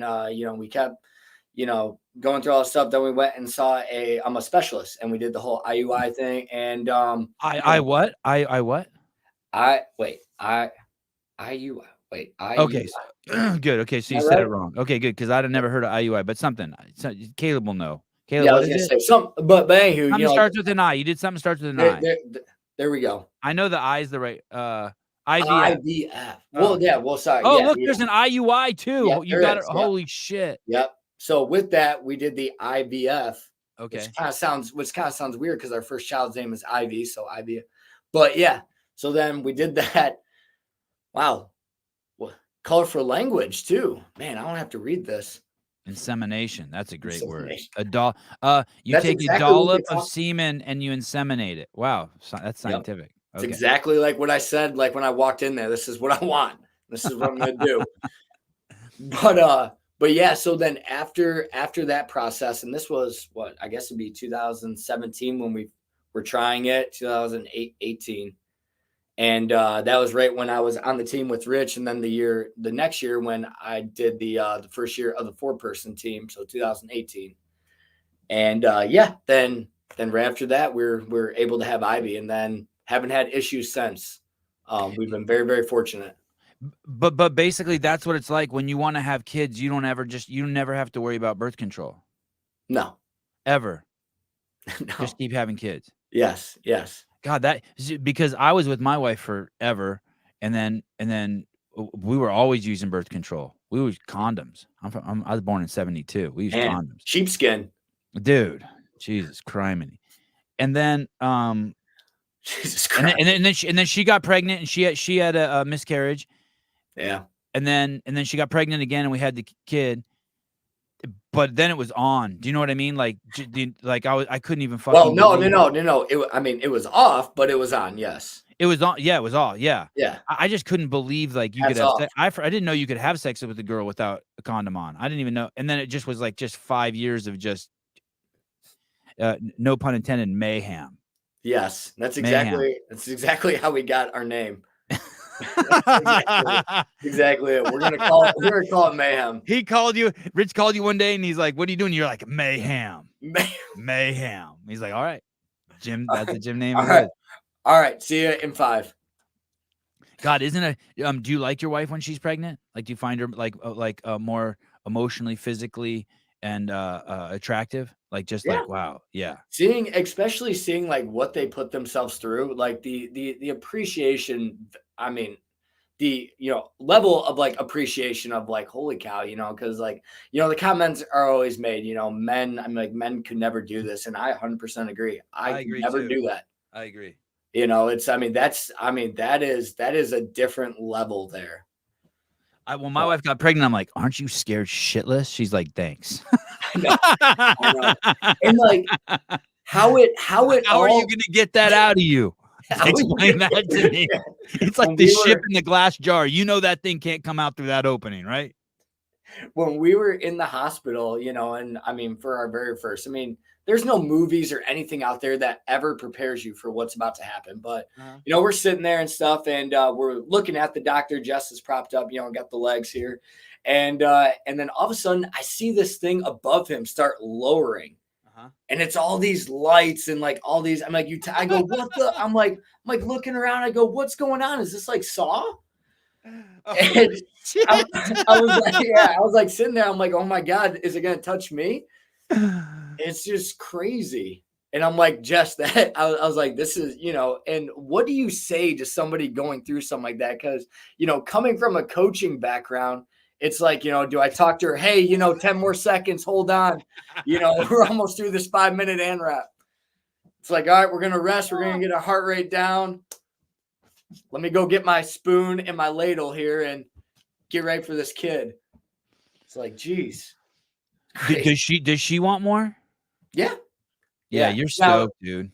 Now, like I said, like if we're able to, and everything still. What do you mean? It's just taking a toll on her body, just having babies? Well, and of course, like the older you get, the chances of things happening and stuff like that, the risk, and of course, the toll that it takes on them. How old are you? 32. How old is she? How old is she? 33. Oh, okay. She's a cougar. I had my first one at 43. My wife was 39. Yeah. And then she had she had the twins at 41. And that's it's awesome. Just shit them out on the fucking on the living room floor, dude.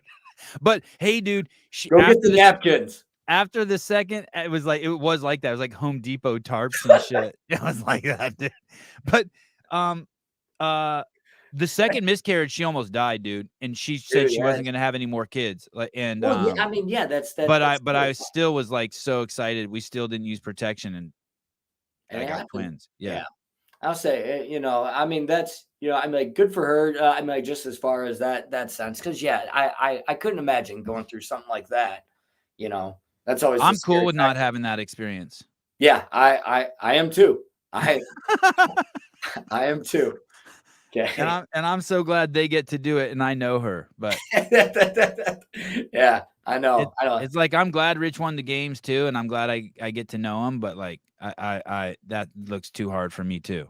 100%. And that's I love the comment that everybody makes. You're like, oh, I wish I could just work out all day like you guys, or right. Oh my God, that is one of the funniest ones because like if you actually understood what it took and what you put your body through. I was at a lesser level trying to do it. I couldn't imagine, with the Tias, the Mats, the Rich and all them, putting themselves through and, outside the toll, the family toll like that it takes as well. It's like, it's just a whole different thing that no one will ever understand unless they go through it. It's like war. It's like all that stuff. Unless you're there, you just don't know. Do you love going to Mayhem and letting your kids run around with Rich's kid? Look, you did it. You put your thumb up. I have to figure out how to turn that shit off. That is embarrassing. What if we get a real guest on here and it's not Darren? Exactly. But yeah, like you just love sitting on the porch with Rich and just like looking at all your kids playing and just being like, holy shit, dude, we're doing it. It's a crazy reality just to look at, as far as being 17 and he was just turning 21, from like where we started and then to where it is now, how the landscape changed, how people that have cycled in it, people that have cycled in and out of your lives for those, 14 years or, however long it's been, the people that came and went, the things that happened like in between, it's so crazy because everybody's like, hey, don't blink, your life will pass you by. And like at the time, it's one of those things you never understand it until you look back. Yeah. You're like, dude, those years flew by. So, but it's cool, right? You're glad you put in all the hard work and you stuck. And relationships aren't easy. Like I'm sure, relationships aren't easy. You stayed close to your cousin. You have a wife. Relationships are fucking hard, but it's worth it. It is 100% to like see your kids be able to do the things that you grew up loving as a kid, just like you. Just like you said, you always wanted to skateboard. You wanted to do that stuff, and you're letting your kid have that life that you always wanted. Well, the same thing on like the other side of me is, I didn't have a hard life. It's not like I, grew up in poverty, or it's like I didn't have anything. I had an amazing life. I had a bunch of brothers. I had a bunch of cousins. And I loved it so much that I wanted my kids to have that as well. Like all my brothers are having kids now, and my cousins are all having kids around, us. So it's like to know that they're going to have that. Oh my gosh. It's awesome. What do you guys do? Any crazy big family reunions?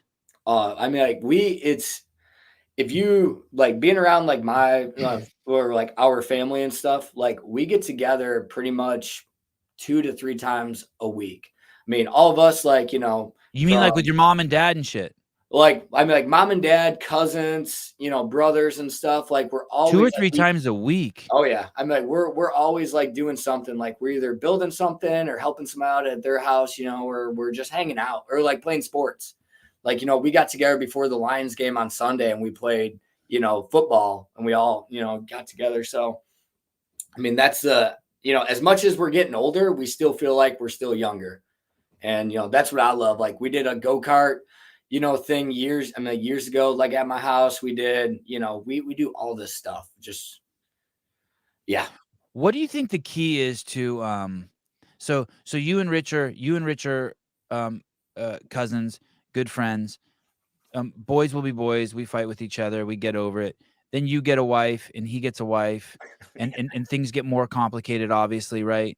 Mm-hmm. And other people start having opinions. What do you think the key to having a good, what do you think the key is to having good relationships? Those are two really sounds like high quality relationships you have, one with your wife, ones you should be proud of, and the one you have with Rich. What do you think the key is? Like some people might say it's communication, others say trust, others might say forgiveness. Do you have a...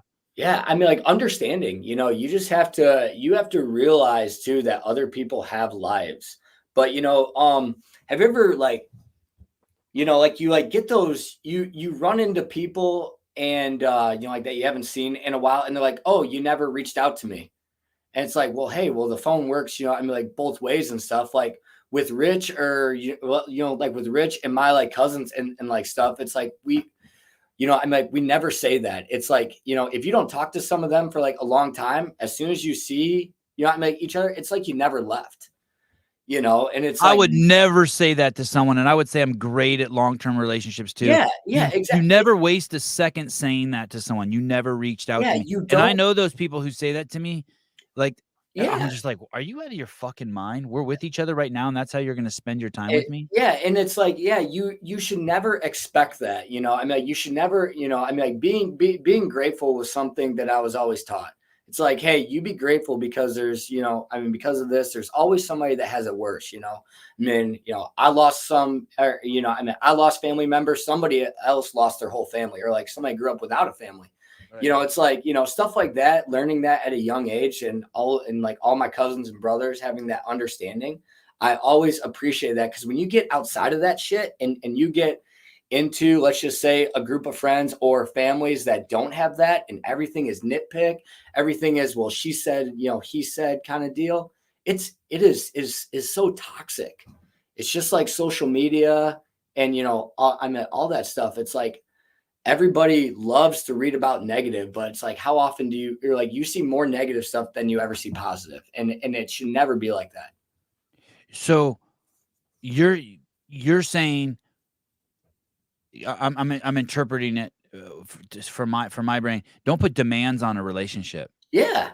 Yeah. It's like, hey, you have to talk to me 3 times a week, or, hey, You didn't text me back in 20 minutes. Yeah, exactly. It's like, I mean, Rich and I, and, a lot of, we're in all these different, like, text threads. It's like, if no one answers your text, you don't text that thread, be like, hey, did you guys get my text? Or, hey, did anybody? It's like, oh, they didn't read it. Okay, well, not a problem. On to the next, meme, or onto the next thing. It's like, life, I mean, everything goes on. It's, everybody gets so caught up on just like one thing of what one person says. And, what about this line? If you are that kind of person, you'll never get to hang out with cool people like Rich Froning. Like, if you like, the last thing Rich can do is respond to every text message. He has to choose like 3 people he can respond to so he's like, okay, my mom and my wife and the CEO of Mayhem, whoever that is, those are the only 3 people I'm going to pick up with always, and everyone else can go fuck themselves. That's how I run my life. Right? He actually, he has to, like, you'll never be friends with Rich if you expect a response back every time. There's no fucking way. You can't put any demands on, and so you won't know any great people if you're that kind of person who says you didn't reach out to me. You'll be stuck with douchebags. Exactly. And, and like, that's kind of crazy, the irony in that. It honestly is. And it also kind of like, it kind of goes back to like what, like what friends you want around you. Do you want friends that tell you, tell you, what you want to hear, or have friends that tell you what you need to hear?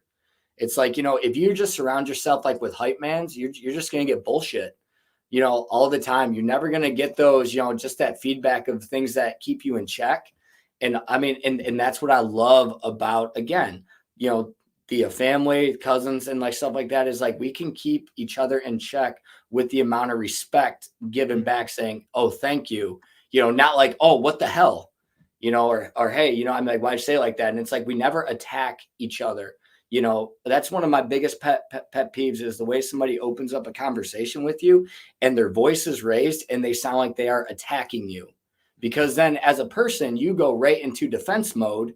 And then you start getting these things of, wow, I don't like you because you're yelling at me, rather than, hey, if we have a problem, let's calm down, let's talk about it. Or, hey, may want to think about this, just along those lines. I've noticed, I didn't realize, like, when my kids whine, I didn't notice that me and my wife ever whined until I had kids. And then I noticed my kids whine, and then I'm like, oh shit, me and my wife whine. Yeah. And it's much more subtle when adults do it. Yeah. But I'm like, holy shit. Yeah, exactly. Yeah, whining is what a fucking stupid thing to fucking do. It is one of the worst sounds, especially like when they, not a good trait. It doesn't help anyone. It's like a pity party. And they're like, oh, I'm just so tired. Oh, and I'm like, and I'm like, wow, that sounds like me sometimes. I'm like, yeah.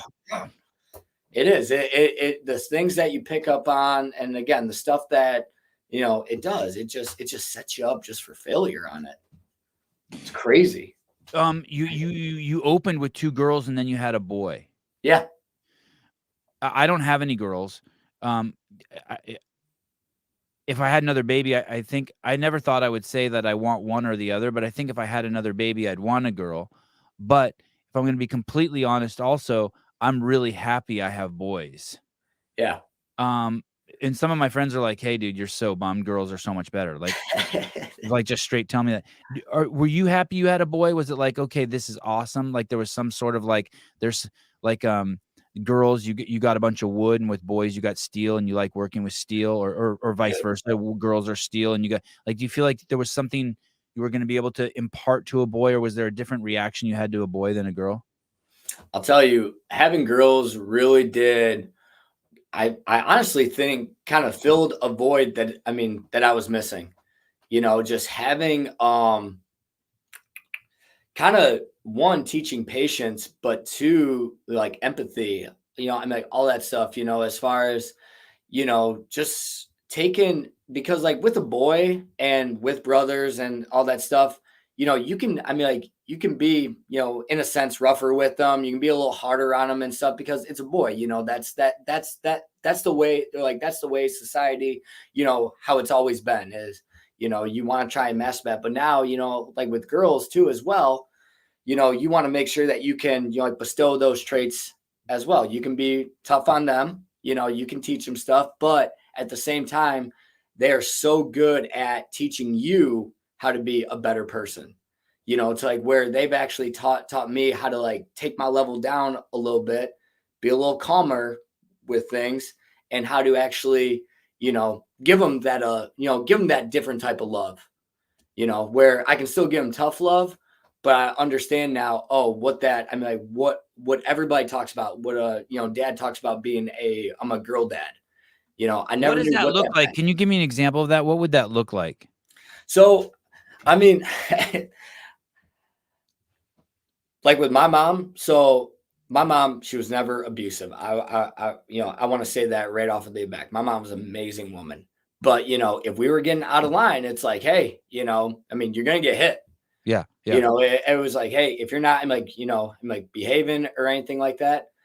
And, you know, of course, Hey, us how people, many boys there were 6 of you all yeah, together? yeah, Yeah, see, here's the thing too that people don't realize. Let me just add this in there. There's things you can do to your kids when you have 6 kids or 3 kids that you can't do when you have 1 kid. yeah, Like, so for instance, my 3 boys can be in the shower together and they can start roughhousing. I can be like, fuck you, get out, turn off the shower, take them to the garage and make them do 100 burpees. yeah, All 3 of them. yep, You do that to 1 little girl, you're a fucking abusive asshole. You do yeah, that to 3 boys and you're teaching them like, okay, it's us against you, dad. yeah, exactly. This Like, is, you yeah, know, it's a total different it like, is, yeah, it so is. when you have a mom who's slapping around 6 boys, that's different than a drunk mom slapping around 1 boy. You got 6 fucking boys. Yeah, exactly. Like, it's 6 a different boys, it's all different. that, I yeah, totally all, agree. It's so a different game. yeah, but, you know, so, like, knowing that as far as, you know, like, what we went through, gaining that, like, respect and stuff, you know, like, when I had, you know, like, when I had a girl, so, like, when I had Ivy, I had to try and, find where that common line was because exactly like you said, there were 6 of us boys, but I couldn't be like that to my 1 daughter. Right. You know, I actually had to learn how to, you know, how to communicate with her one-on-one Mm. and actually, you know, get her to understand rather than, hey, you're gonna get a spanking, or hey, you know, you're gonna go kneel. You know, it's like it almost taught me of how to answer the famous question that every kid has, why? Well, the famous answer we would always get was because I said. Mm. Well, you know, when you're around 6 boys, you know, all at different ages, that kind of registers differently with everybody because now, you know, you got, well, mom's just being an a-hole, or, you know, or, oh my God, you know, this is awful. Now it's like, hey, I got to explain to this girl of why I'm yelling or why I'm upset, you know, bring that down, you know, I mean, a little bit. And again, you know, teach her from there to there. So, Right. you know, from being you know, from like being a kid around all of it now to being a parent with a single kid, that's where I had to make that or try and mend that. Sevan, did you let him put on clothes first? Yeah, fuck yeah. I actually would turn off the shower and throw him 3 towels and then took him straight to the and it ended up being the best night ever. We stayed in there and worked out for like 2 hours. It was Yeah, go in awesome. the streets and do burpees. Yeah, well, I took him into the garage. It was fucking freezing. It was awesome. We bonded that night. You know, and that's something too that you know, with parenting, it's like you gotta make sure that you and your wife are on the same page, like with parenting, which was something that, you know, Jess and I struggled early on. Dude, You me know, and my wife because still struggle. exactly, yeah, We fought 1 day a month for fucking 10 years, and then we had kids, and it was fucking like, yeah, whoo! It was you like know, we were a brand new because couple again. and then that's it. It's like everybody was raised different. You know what Jess was yelled at as a kid, and what I was yelled at you know, for as a kid could have been, you know, I mean, a completely different side. So it's like Right. trying to find where that common ground is of like, hey, you know, this is how we want our kids to be brought up. Right. You know, but then, you know, also getting us to understand, hey, we're not your friends, we're your parents. You know, I mean, I think nowadays that's something a lot of people struggle with the most. And I'm not calling out parents in general because I call it myself like every day, but is, you know, being that parent to your kid and not being that a best friend. You Yeah. know, it's tough. It is. someone was asking earlier, Sevan, do you fight with your wife frequently? It's definitely not frequently. I can't stand fighting, and the fights are nothing like they were before when we had kids. And I've said this many times: if we ever fight in front of the kids, I have a very strict rule that you have to make up in front of the kids too. Yeah. Always. Even if I have to fake it, like I will fucking make up. My kids are going to see me make up with my mom, and they're going to see me like how I want them to be in a good relationship. But truly, what you just said, I can't think of anything. We don't fight about money. We don't fight about like all the stupid shit we fight about is just me. Like, hey, dude, why'd you park there? Hey, dude, why is that cat? I just stepped on that stool. She never does. She never bitches at me. My wife never nags me. Like I can just go into the garage and just vanish for 5 hours and she don't even care. She's so cool. But if I fucking do something to the boys that she doesn't like if I grab one of them by the arm and she goes, hey, you disrespected him. Fuck, it's on, man. It's on like Donkey Kong. And I get it. And I'm trying to learn. And same. Yeah, I mean, yeah. You know, I mean, that is. So if you're in a relationship with someone and you don't have that other shit figured out first, good luck. Yeah. Because the kids are going to complicate some other shit. If you're already like fighting over money and shit or something like that, or you're in a lot of trouble. I'll say if you are kids to the mix. If you are fighting over money prior to kids and you have kids, you realize everything costs a lot more. Yeah, then that's a different. But yeah, you know, it's again. I mean, I was taught. I was taught with a belt and spoon. Other people were taught, you know, wooden. Oh yeah, yeah. Hard knocks. I got a little wooden spoon, not a lot. No belt. Fuck belt. Yeah. But you know, like I said, to my parents' credit, and again, it's not like they were ever abusive. But imagine trying to get 6 kids in line. You know, to sit in church for an hour being quiet. You know, to go to a grocery store because back then, you know, dad worked until 5. Mom was at home with the kids. Yeah. So like my mom had to get stuff done. It's like she did not let the house become a wreck. She made sure we were all fed, made sure that she was able to still get us to doctor's appointments and all this other stuff. So it's like, yeah, I can 100% understand. I got the broomstick. Oh, damn. Fist and coffee table. Your dad would slap you with a coffee table? Pick a coffee. Renee K, I got the belt. He's like, hold on. Let me go get the coffee table. Don't move. Yeah.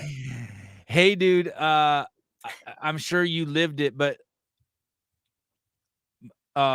my 3 boys will be just going crazy in our bedroom, and we'll tell them to stop 100 times. And they're just jumping off the bed, banging off the walls, hitting each other with towels. It's just fucking chaos. And me and my wife are maybe just in there trying to get dressed, and we've each told them to stop 5 times. And like at that point, I had basically have to be like, hey, babe, you got to leave the room because you're not going to like what's about to happen. Yeah. And they're like, what are you going to do? Yeah. You know, and I'm just like, holy fuck. It's like being at the zoo with the monkeys and they're throwing shit at you. Yeah.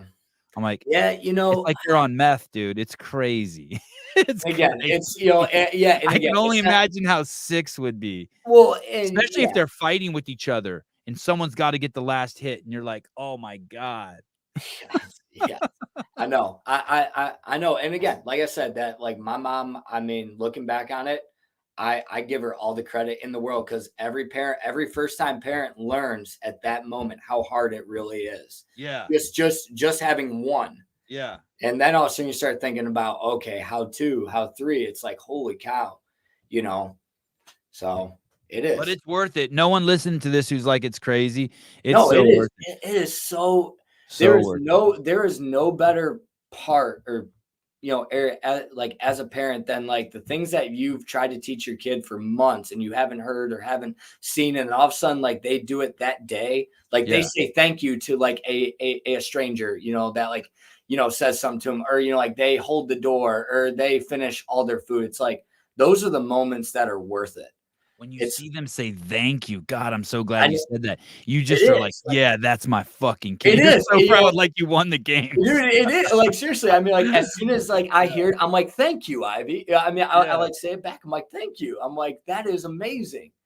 It's like, it's one of the best things. It's like, I never want my kid I never want my kids to be those kids that can't be controlled by other people. You know, I Right. mean, I don't ever want you like want to be a dog that you can take out that doesn't bite people or jump out of the car and shit. Yeah. Exactly. I don't ever want to get a call from a teacher saying, "Hey, I cannot get your kid to calm down," or or like grandparents or aunts or something like that who are watching them saying like, "Hey, I'm like, your kid needs you." I want, I want my kid to feel like that they can, that they can survive out there with it. I don't want them to feel like that they always need dad. Would you ever think about homeschooling your kids? No, No. never. How come? No, never. No? I loved elementary, middle Yeah. school, Yeah. high Okay. school. Yeah, me That's too. where I loved it too. Yeah. it is. That's where I made all of my friends. That's where I was really taught respect. Mm. And that there are other people that have it worse than you and stuff like that. It's like, that really made me appreciate. I love seeing like my daughter, my oldest, who just started preschool. She's so excited about school. She loves like dropping her off. She doesn't even hug me. She literally, like, as soon as the teacher opens the door, she sprints in. All the other kids, or I shouldn't say all the other kids, some are being held by their parents and they don't want to go. She's so excited. And I love that. That's one of the coolest things. Paige Powers, you were all up in her shit this year at the games. Like, she was your girl. You were everywhere I saw her behind the scenes. You were with her. She did great. Paige is awesome. Did you enjoy that? And is that the first time you've been at the CrossFit Games with a woman, coached a woman? Have you done that for? Second time. So the year prior, which would have been her rookie season or whatever, like, we were there, and like a lot, that was a learning, experience of, hey, this is harder than it looks. Mm-hmm. This year, she came in there, had amazing confidence, and what was cool is she felt like she belonged. It's like, I always say it. You always see it too, like when people come to work out with Rich, who may be games or, aspiring to be at the games. And, you see them get next to Rich and all of a sudden they're nervous or like they're just not performing the way that they are. And that's kind of like Paige's first year. She was so nervous being by athletes that she looked up to or maybe idolized. And this is one of the coolest moments I've ever been, been a part of or witnessed. Because she had just failed. Prior. So like her snatch, the very last snatch. So she had 2 attempts at a snatch, 2 attempts at a clean and jerk. She failed her last snatch. So, and in this format, which I hated the layout of this one, because if you were back in the warm-up area and Paige had to lift last. So if like in the athlete corral, they're all underneath the stadium and they line every athlete up. Well, everybody gets to warm up and then line up. Well, if you go first, you just came off a warm-up a minute or 2 prior. Right. Paige had to wait 15 minutes. Wow. Almost. Wow. Okay. But she missed the second snatch. And is that her mom and dad right there? Yeah. That's her mom. They're Laura, good. right That's there. a good looking couple. That gray hair dude's her dad, and that dark one's her mom. Wow. Kevin's awesome. Laura's great. She's got a great family. Those are friends and grandma and grandpa. But for her that's grandpa or dad? The dude with the gray. Gray Kevin. Okay. Yeah. That's her dad. And then the guy next to him is his dad. No shit. That dude looks younger than the other dude. Right? They look awesome. That's a good looking family. Wow. Awesome. Look at that. Is she wearing a Mayhem jersey? Either that or a Paige Powers jersey. Yeah. Mayhem jersey.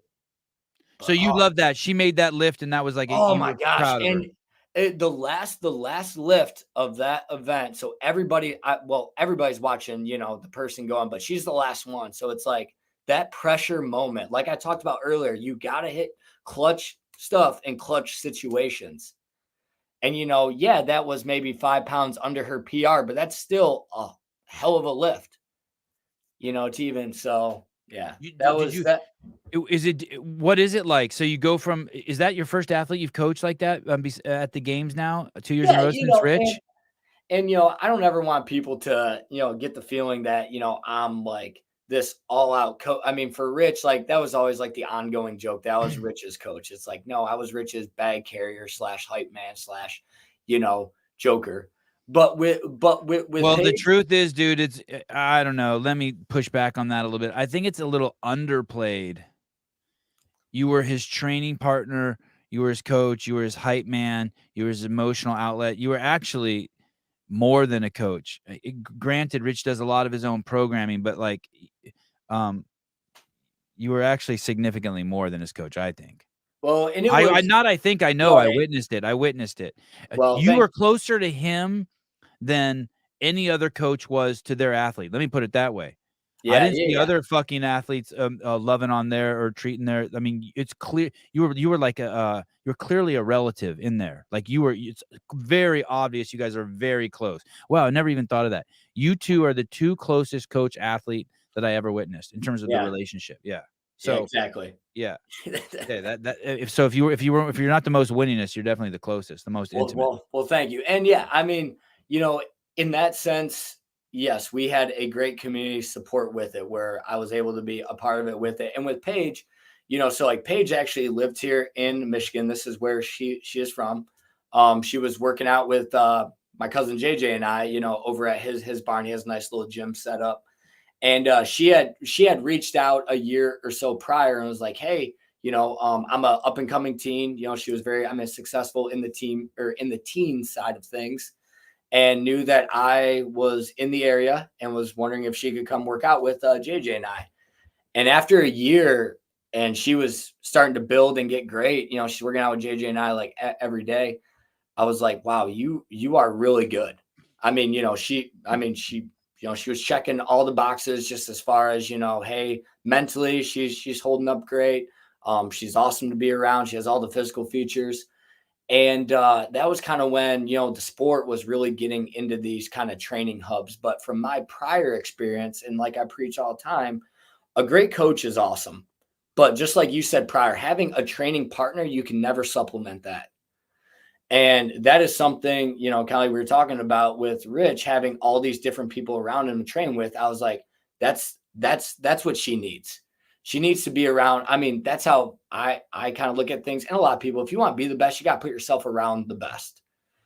And, knowing her personally and her family, knowing what her values were and how she, was, I was like, Cookeville would be a great fit. As much as pridefully, it hurt me to say, hey, I can't be enough for you here, but I did not want to rob her of that too, of trying to be like, hey, you didn't want to let her go. You were you were digging her. Okay. Well, but, like saying like, hey, stay here and let's just see, I'm like, what I can, we'll figure it out. Exactly. That would not have been fair to her, and it would have robbed her of so much more. Right. And so, we kind of had that talk, I was thinking about for a while, and stuff. You talk to your wife about that? Like you're in bed and you're like, oh, fuck Jess. And she's like, what? And you're like, I'm really digging Paige, but, and I want to like forge this into like my athlete, but fuck, it's not what's best for her. Yeah. I mean, Jess is close with Paige, and also her, my parents, as well. And after the first year that she was at the CrossFit Games as a individual, kind of looking back on things and kind of looking into the new season, I was like, all right, what's the next step? And I was kind of thinking, I'm like, hey, this is I was already thinking, about it prior because, I'm not at that fitness level.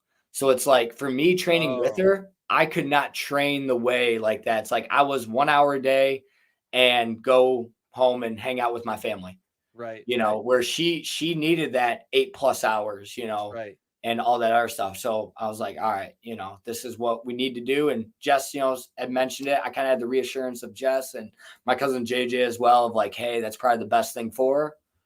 And yeah, I wonder if it was like that with Hepner and Kerstetter, because he obviously fucking digs her and probably didn't want to let her go, but he's like, hey, you got to get over there with the best. Well, and that's the thing is I 100% respect it. If that's the thing, as far as from him is you got to swallow your pride and realize, and you cannot be stubborn in your ways, and like, that's exactly like what I felt. I felt like I was getting stubborn. Like, hey, you got to train this way. And it's like, no, the sport evolves every single day. The athletes evolve every single time. It's like, you gotta adapt. You gotta adjust. Kyle Landis, what about T and Shane? Yeah, I'm sure they were very close too. Maybe I misspoke, but but the relationship. Yeah, but sexually, so that's not fair. Well, yeah, and Rich and Dan do 3 positions, and I heard T and Shane only do 1. I there were other people who were close with their athletes. Don't get me wrong. This relationship between Rich and Darren was. There were times when the athletes would come together where the coaches really weren't allowed to hang. Like the energy wasn't there, but Darren could hang. Darren would go wherever Rich would go, and Rich would go wherever Darren would go. And it was just push myself in there. It was just different. Yeah, I can think of a dozen times when it's like would be Rich, you and Matt, or Rich, Josh and you, or Sam, Quant, you, Rich, and there were just different times. And the coaches wouldn't be around, but Darren would be there, and Darren would be chopping it up with the best of them, where the other coaches maybe didn't have the confidence to hang in that situation. It was a very unique. It was a very unique relationship. Different times, yeah. You know, and I mean, like I said, it you know, just to maybe be that person that could, you know, relieve that stress as far as like, hey, let's get our mind off this and talk about something else. I mean, loved it. It's fun. So, do you spend most of your days? Do you spend most of your days making videos and programming, and then making videos that's relating the programming to the world? So I have started in the past, gosh, man, six months or so. I'm now an early morning person. I never used to be, but I had to adapt, kids and all. And yeah, so I get up around like 5:30, and and I work for a couple hours. Give my wife a break because, you know, she does her, like whole side of things as well. She does the, like nutritional stuff. And so I give her a break. So take the kids, do all that, and then work a little bit more. Then I go work out. The kids that aren't in school. The kids that aren't in school. Yep. Okay. Yep. Kids are in school. Then I go work out with my cousin JJ, and then people, you know, that come over there. We still have friends, cousins. My dad actually started working out with us. And yeah, then the end of the day is family time, hang out, and back at it. Dude, it's crazy. Yours and my life is pretty much identical. My kids are just a little older, so a little bit different things, but I get up really early. I do this show.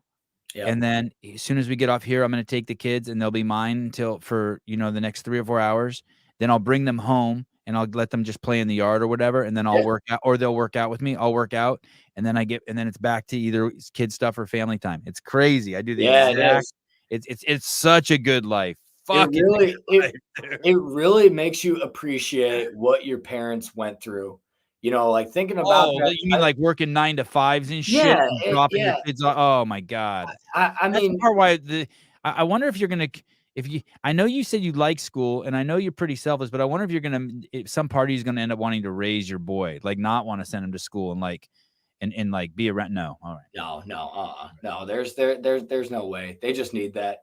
But you know, it's I mean, you know, thinking about too, you know, I'm like my dad, you know, getting up 6, getting home around 4 or 5, and then, you know, just sitting down, I mean, like in a chair. I mean, you know, I mean, in a sense, because you go through that whole mental grind of that day, and then just coming home, you know, yelling about something, because, you know, that's what dads do. They come home and they look for a problem, you know, something's dented or something's missing, then yell, and then you sit down and then you just watch like TV. And that was that whole kind of process. And, you know, I give my 3 younger brothers all the credit in the world. They are electricians. You know, they work full-time jobs, and they're still able to come home as well. All three of them electricians, huh? Yeah. Oh, wow. That's hardcore. Yeah, it is. But, you know, is your dad an electrician? No, He worked with, you know, cables and stuff, as far as, I mean, like they like connector pieces. So I guess within a sense, but no, not as not a professional. Yes. Hobbyist. So, yeah. So, you know, it is. It's great. Like I tell people, I haven't worked a day in my life. I really haven't, because I don't feel like what I do is work. You know, I absolutely love it. I'm never bored of it, and I always get excited about it. Dan Guerrero, people are not afraid, Sevan. People are not afraid of Sevan. People are not afraid. Like an Eminem thing, or is it like? People are not afraid, Sevan. I don't know. I don't know what he's talking about. Dan's my homeboy. He always has really insightful shit to say. That's deep, Dan. Yeah, totally. Yeah, we're gonna dive into that. You know how they say you should hang out with people who are smarter than you? Yeah. Sometimes I like to hang out with people dumber than me. So I feel smart. I love being in a room with people that have no idea what they're talking about, but trying to BS my way into it to where they actually look at me and be like, wow, you're really smart. Now, granted, that's maybe only happened once. All the other times are like, wow, you really don't know what the hell you're talking 30, about. 32 years.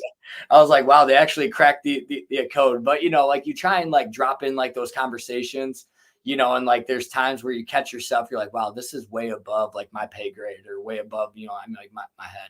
It's like, being around Rich when he was, first time with Reebok or, going to all these other stuff and they're talking all this stuff. And I'm just sitting there. I'm like, yeah, Reebok's been in the NHL for years and, just drop a line here and there, yeah. And just kind of look around and be like, am I right, guys? But so insightful stuff. What do you, from where you see, is what do you think the future of CrossFit holds? Like CrossFit, I'm gonna try to be more specific. CrossFit headquarters, CrossFit Inc., CrossFit.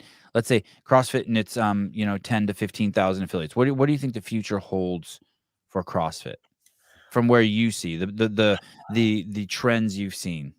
So, yeah, I mean, I've heard, people talk about, obviously you can get into the thing about, CrossFit is dead or whatever, but I think CrossFit as a whole will stand the test of time. As much as people want to say it's on a downward thing and stuff, it's like, look what COVID did. COVID actually showed the value of a affiliate, the value of a community where Of the training program for sure. None of us motherfuckers died who eating train right. Okay, but like, seriously, like you saw people wanting to be back in a gym. Right. You saw people wanting to be back by everybody. I mean, I got all the equipment at my house to work out, but I still drive 15 minutes, go to my cousin's barn and work out with him and other people because I want to be by people. I love that feeling. So I think CrossFit in itself will ride off into the sunset. More. What if we just went through a low point too? What if there's just ebb and flows, right? Yeah, What there if 2008 huge, then 2014 huge, then back down from 2014, then 2017, 18 huge again, and now it's just what if it's just this? You are there. It's always going to be a rocky terrain, especially like with the way that things do kind of get shuffled around. But I do think eventually, and I do believe in like HQ itself, that they'll actually find a good, rhythm, especially if they get the media back and going, with that and actually create that overall value within, again, the masters teams, all that stuff, like adaptive and show that, hey, the reason why we're here is the community. It's not like, hey, you guys owe us something. We owe you something. And why do you say the media? Do you think media has played a huge role? You have any insight in media just by the huge role it's played in the Mayhem empire?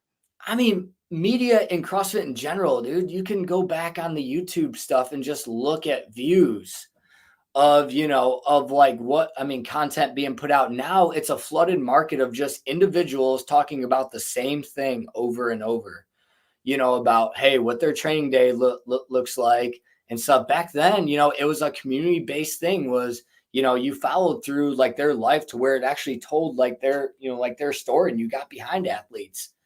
Now it's like, what are you going to do today? I'm just going to train, okay, well, great. Like watching like the old, like Rich stuff or Matt stuff where you saw like what his family was doing or like what they did outside of CrossFit and then how they brought it all in was awesome. I absolutely love that.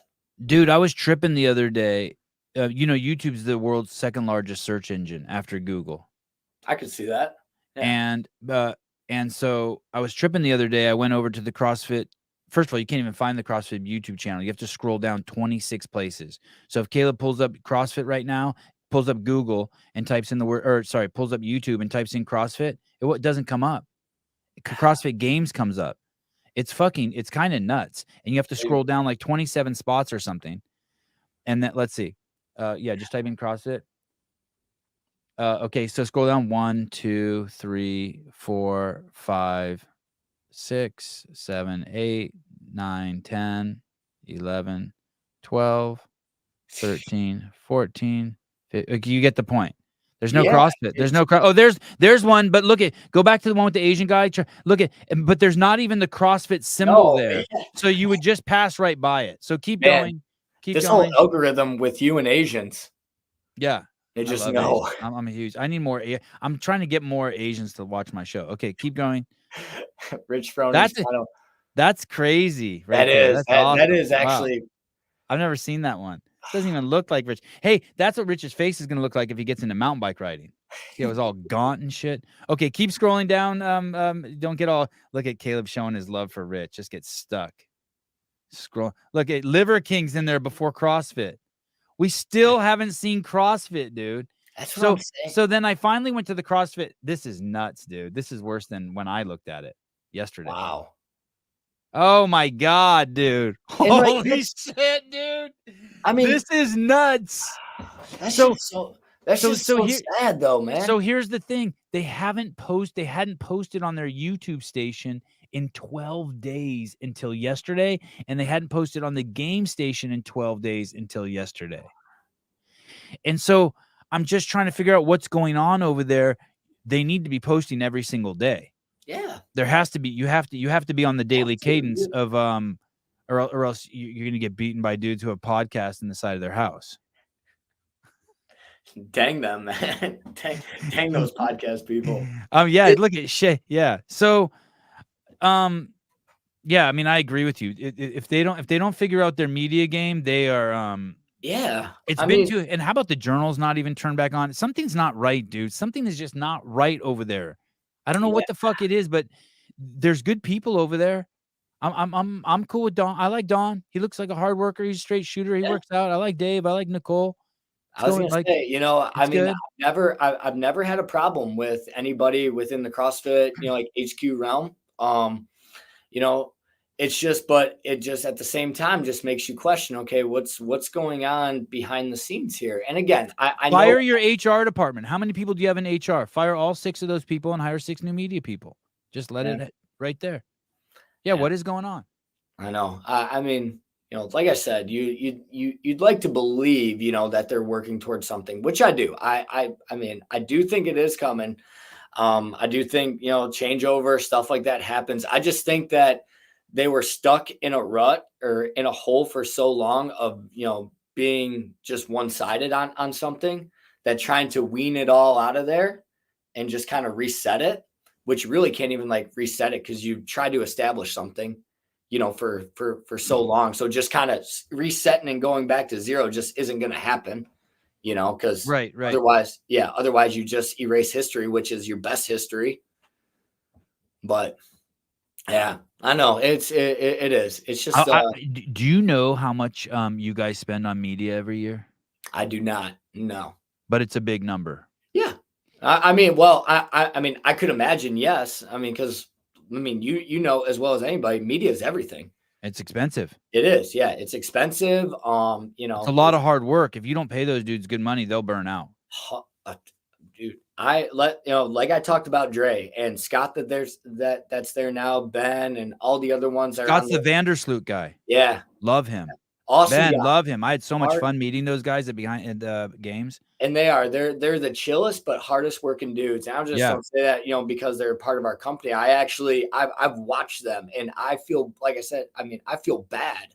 Yeah, when you're asleep, they're in the hotel room editing. Yes, I mean, being at the games and I'm waking up and I'm all right, I'm gonna go get a coffee, and I look at them, their eyes are cracked and all that stuff, and they're like, oh, I just got done editing something, I haven't slept. I'm like, what? Yeah, I was like, geez, oh Pete. But yeah, no, they do awesome, but the appreciation. I wonder if Mayhem spends more money on media than HQ. Hey, you're talking to the person that just is sitting in his barn. Okay, how often do you ever get a call from Rich and be like, dude, that was shitty programming today? Like I said, we have that appreciation and that respect, where it's like, hey, you might want to looking at things like this, a little bit, which I love. It's never going to be the attack conversation, like, hey, it sucks. It's always going to be, hey, everything's looking good. Let's try and maybe try a little different route on like some of this stuff, or see if we can change things up a little bit. So if you ever were to message me that, then I think something was really wrong. Like, hey, you're fired is coming after that. If you lived in Cookeville, would you replace either Angelo or Rory on the podcast?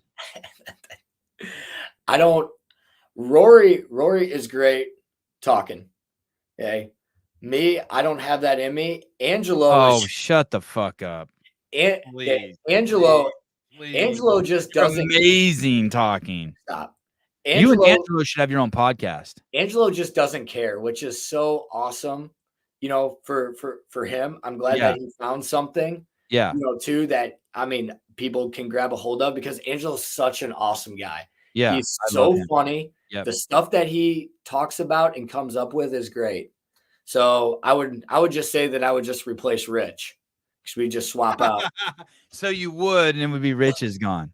And and they would still call it the Rich Froning Podcast. Okay, I'm gonna text you later and tell you what I think about that idea. I don't want to say it publicly. You'll feel like I'm attacking you. Yeah, I say, remember, say it nicely. Brother, I really appreciate you coming on. You the man. Yeah, thank you. Seriously, I really appreciate you having me. And it was great seeing you at the games, and it was fun watching you work with Paige.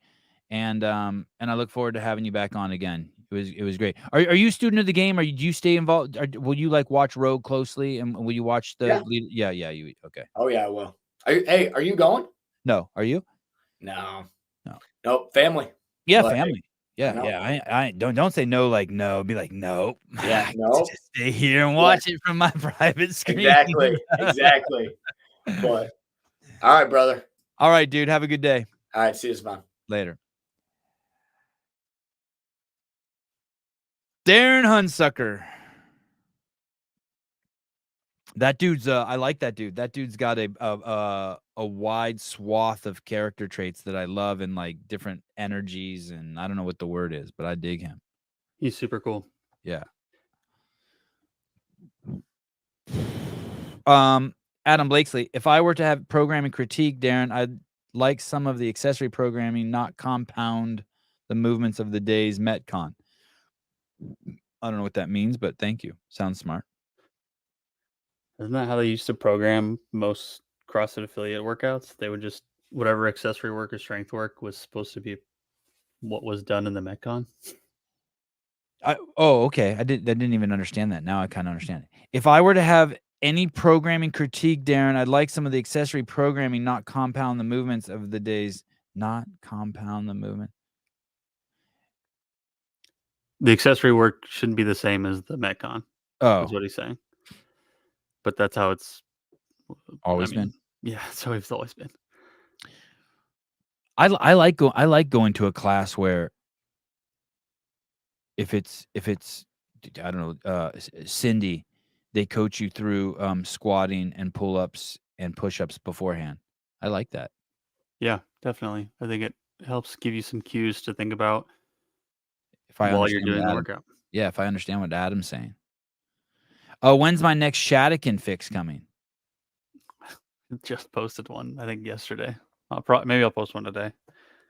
I liked it how I saw it's a multi-camera shoot. I saw a camera sitting on the hood of a car in another shot.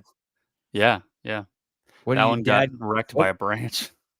What do you say, Dad? Can I borrow your phone?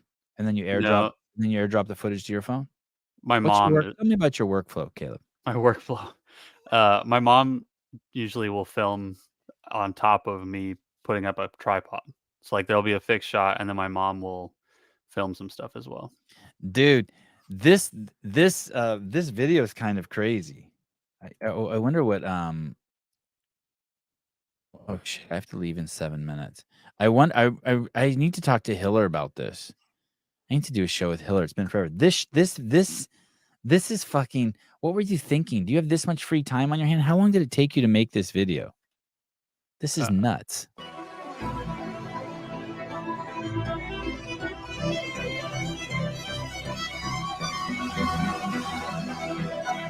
And where did you get this music? It's from Oppenheimer. Oh shit, we're busted. Look at there's the camera on the hood. Yeah. Fucking crazy. I'm like, what the fuck is Beaver doing? I wrote Spielberg. Yeah, nice. Like, holy shit. I think most of that footage is my mom. She did a really good job. No shit. Yeah, she's a photographer. Oh, she is? Yeah, she knows her stuff. Hey, so first of all, I wonder how she probably, it breaks her heart what's happened to photography. I wonder if she's accepted it already, just with all the vertical shit. It's probably just, but like I've finally accepted it, but it must break her heart. But dude, there's some really risky shots in this from that perspective. I wonder what so she is good. She's Look really at the good. framing of this shit. And the eyes staring at you. Yeah, dude. And then this half, and then come over and grab the other half. Yeah, she did really good. Damn. I want to show you guys. Hold on. Look at this. Look in this shot. So this is good. Frame great with the license plates, and then this shot right here. Watch how there's a slow pan to the left right before the cut. And that signals you that we're going over there. And then she cuts to it, or you cut to it. It's good shit, dude. She filmed it really well. Made it easy to cut together. And this exposure's hard to work with the fucking blown out in the back. And what's that thing back there with the handle that looks like a I think that's a gas can. Oh, that needs to be filled with. Wow, that's a tall, skinny gas can. Yeah, I think either a gas can or oil can. I can't remember. That needs to be made. You turn into a workout implement. Yeah, there's that, and then there's a railroad tie, like right outside that door too, that we haven't been able to move yet. What is that? It's like a log? No, it's like it's probably a 5-6 foot long piece of steel, just solid steel. Oh, it's so heavy. Do you know how to weld? Technically no, but I could probably do it. Weld some chain to that thing and drag that thing around. Yeah, you could do that. Be like a sled drag. Sevan needs that gas can for his power washer. I'm not getting a gas power washer. Enough people. Oh yeah, I have some text messages I have to open. People are like, dude, electric will be fine for what you're doing. Audrey, I know how to weld. Of course she does. Weld these nuts. Greg C. on today's masterclass of Sevan teaching Beaver the skills of filming and into the creative vision. How much of your work at CrossFit was like this? No, I'm not even teaching him. Someone already knows. I'm just admiring his work. No, I didn't do any of that at CrossFit. Listen, those fucking jackasses were way better than me. Everyone who worked there was way better than me. I was just there first, so I got the money. And I mean it. All those dudes were better than me. All right. Thank you. I think today's Thursday. Shut Up and Scribble. Is Shut Up and Scribble scheduled for today? Yeah, I think so. I think it's on my calendar. I don't know. Did we do our obligatory? I'm supposed to leave in 3 minutes. I wonder if my wife has texted me yet. No. Let's do our obligatory call to let me see if I can hook the phone up. Okay, to who should we call? We only have time to call one person today. Who do you think we're more likely to get, Taylor or JR? Taylor. Okay, Taylor's self. And his phone number for anyone who wants it is turn the volume up on this. 703.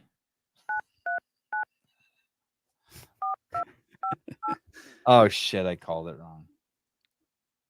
It's 4158. There we go. Jeez.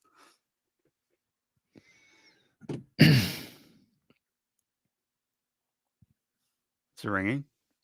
I can't tell what's going on.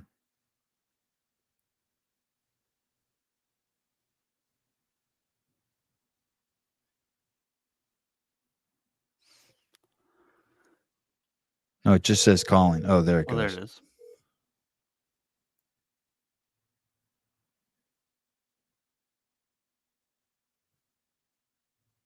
a brief message. I'll get back. Why doesn't the phone always work perfectly? So disappointing. It is. Makes me feel like I'm an amateur. No. It shows me that I'm an amateur. Fucking pathetic.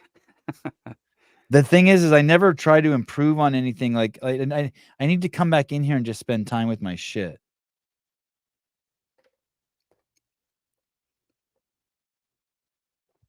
Someone text me, are you podcasting right now? What do you think? Sevi, cold call an affiliate and see if they sell you a membership. What do you mean? Like just call an affiliate and be like, hey, what's up? That'd be ballsy. ballsy. What's tomorrow's schedule? Is tomorrow Friday?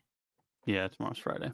So listen, okay, so I know what you're asking. So this is what I think's happening. I think today we'll be shut up and scribble. Then I think tonight, really late, most of you will be asleep. Like at midnight, we'll go live to test the cameras at Crash Crucible because Hiller and Sousa don't arrive there until tonight. So tonight, I think we are going to do a live, crazy late night show. It'll be 3 a.m. on the East Coast, and we'll just be checking up the cameras and setting the cameras. And then in the morning, I guess tomorrow morning, Crash Crucible starts. Damn, that's crazy. And that's all I know. And yeah, so yeah, we're just winging that shit. But with the camera tests we've done so far, holy shit, you guys are gonna be stoked. We might be acting like jackasses, but it's gonna look beautiful. You're gonna see Colton. You're gonna see the sweat dripping off of Colton's nuts. It's gonna be good. Nice. It's nice, yes. Okay, love you guys. See you tonight, tomorrow. We'll be busy all weekend. I'll see all you guys a shitload this weekend because of the Crash Crucible. I forgot all about that. Better tell my wife. All right.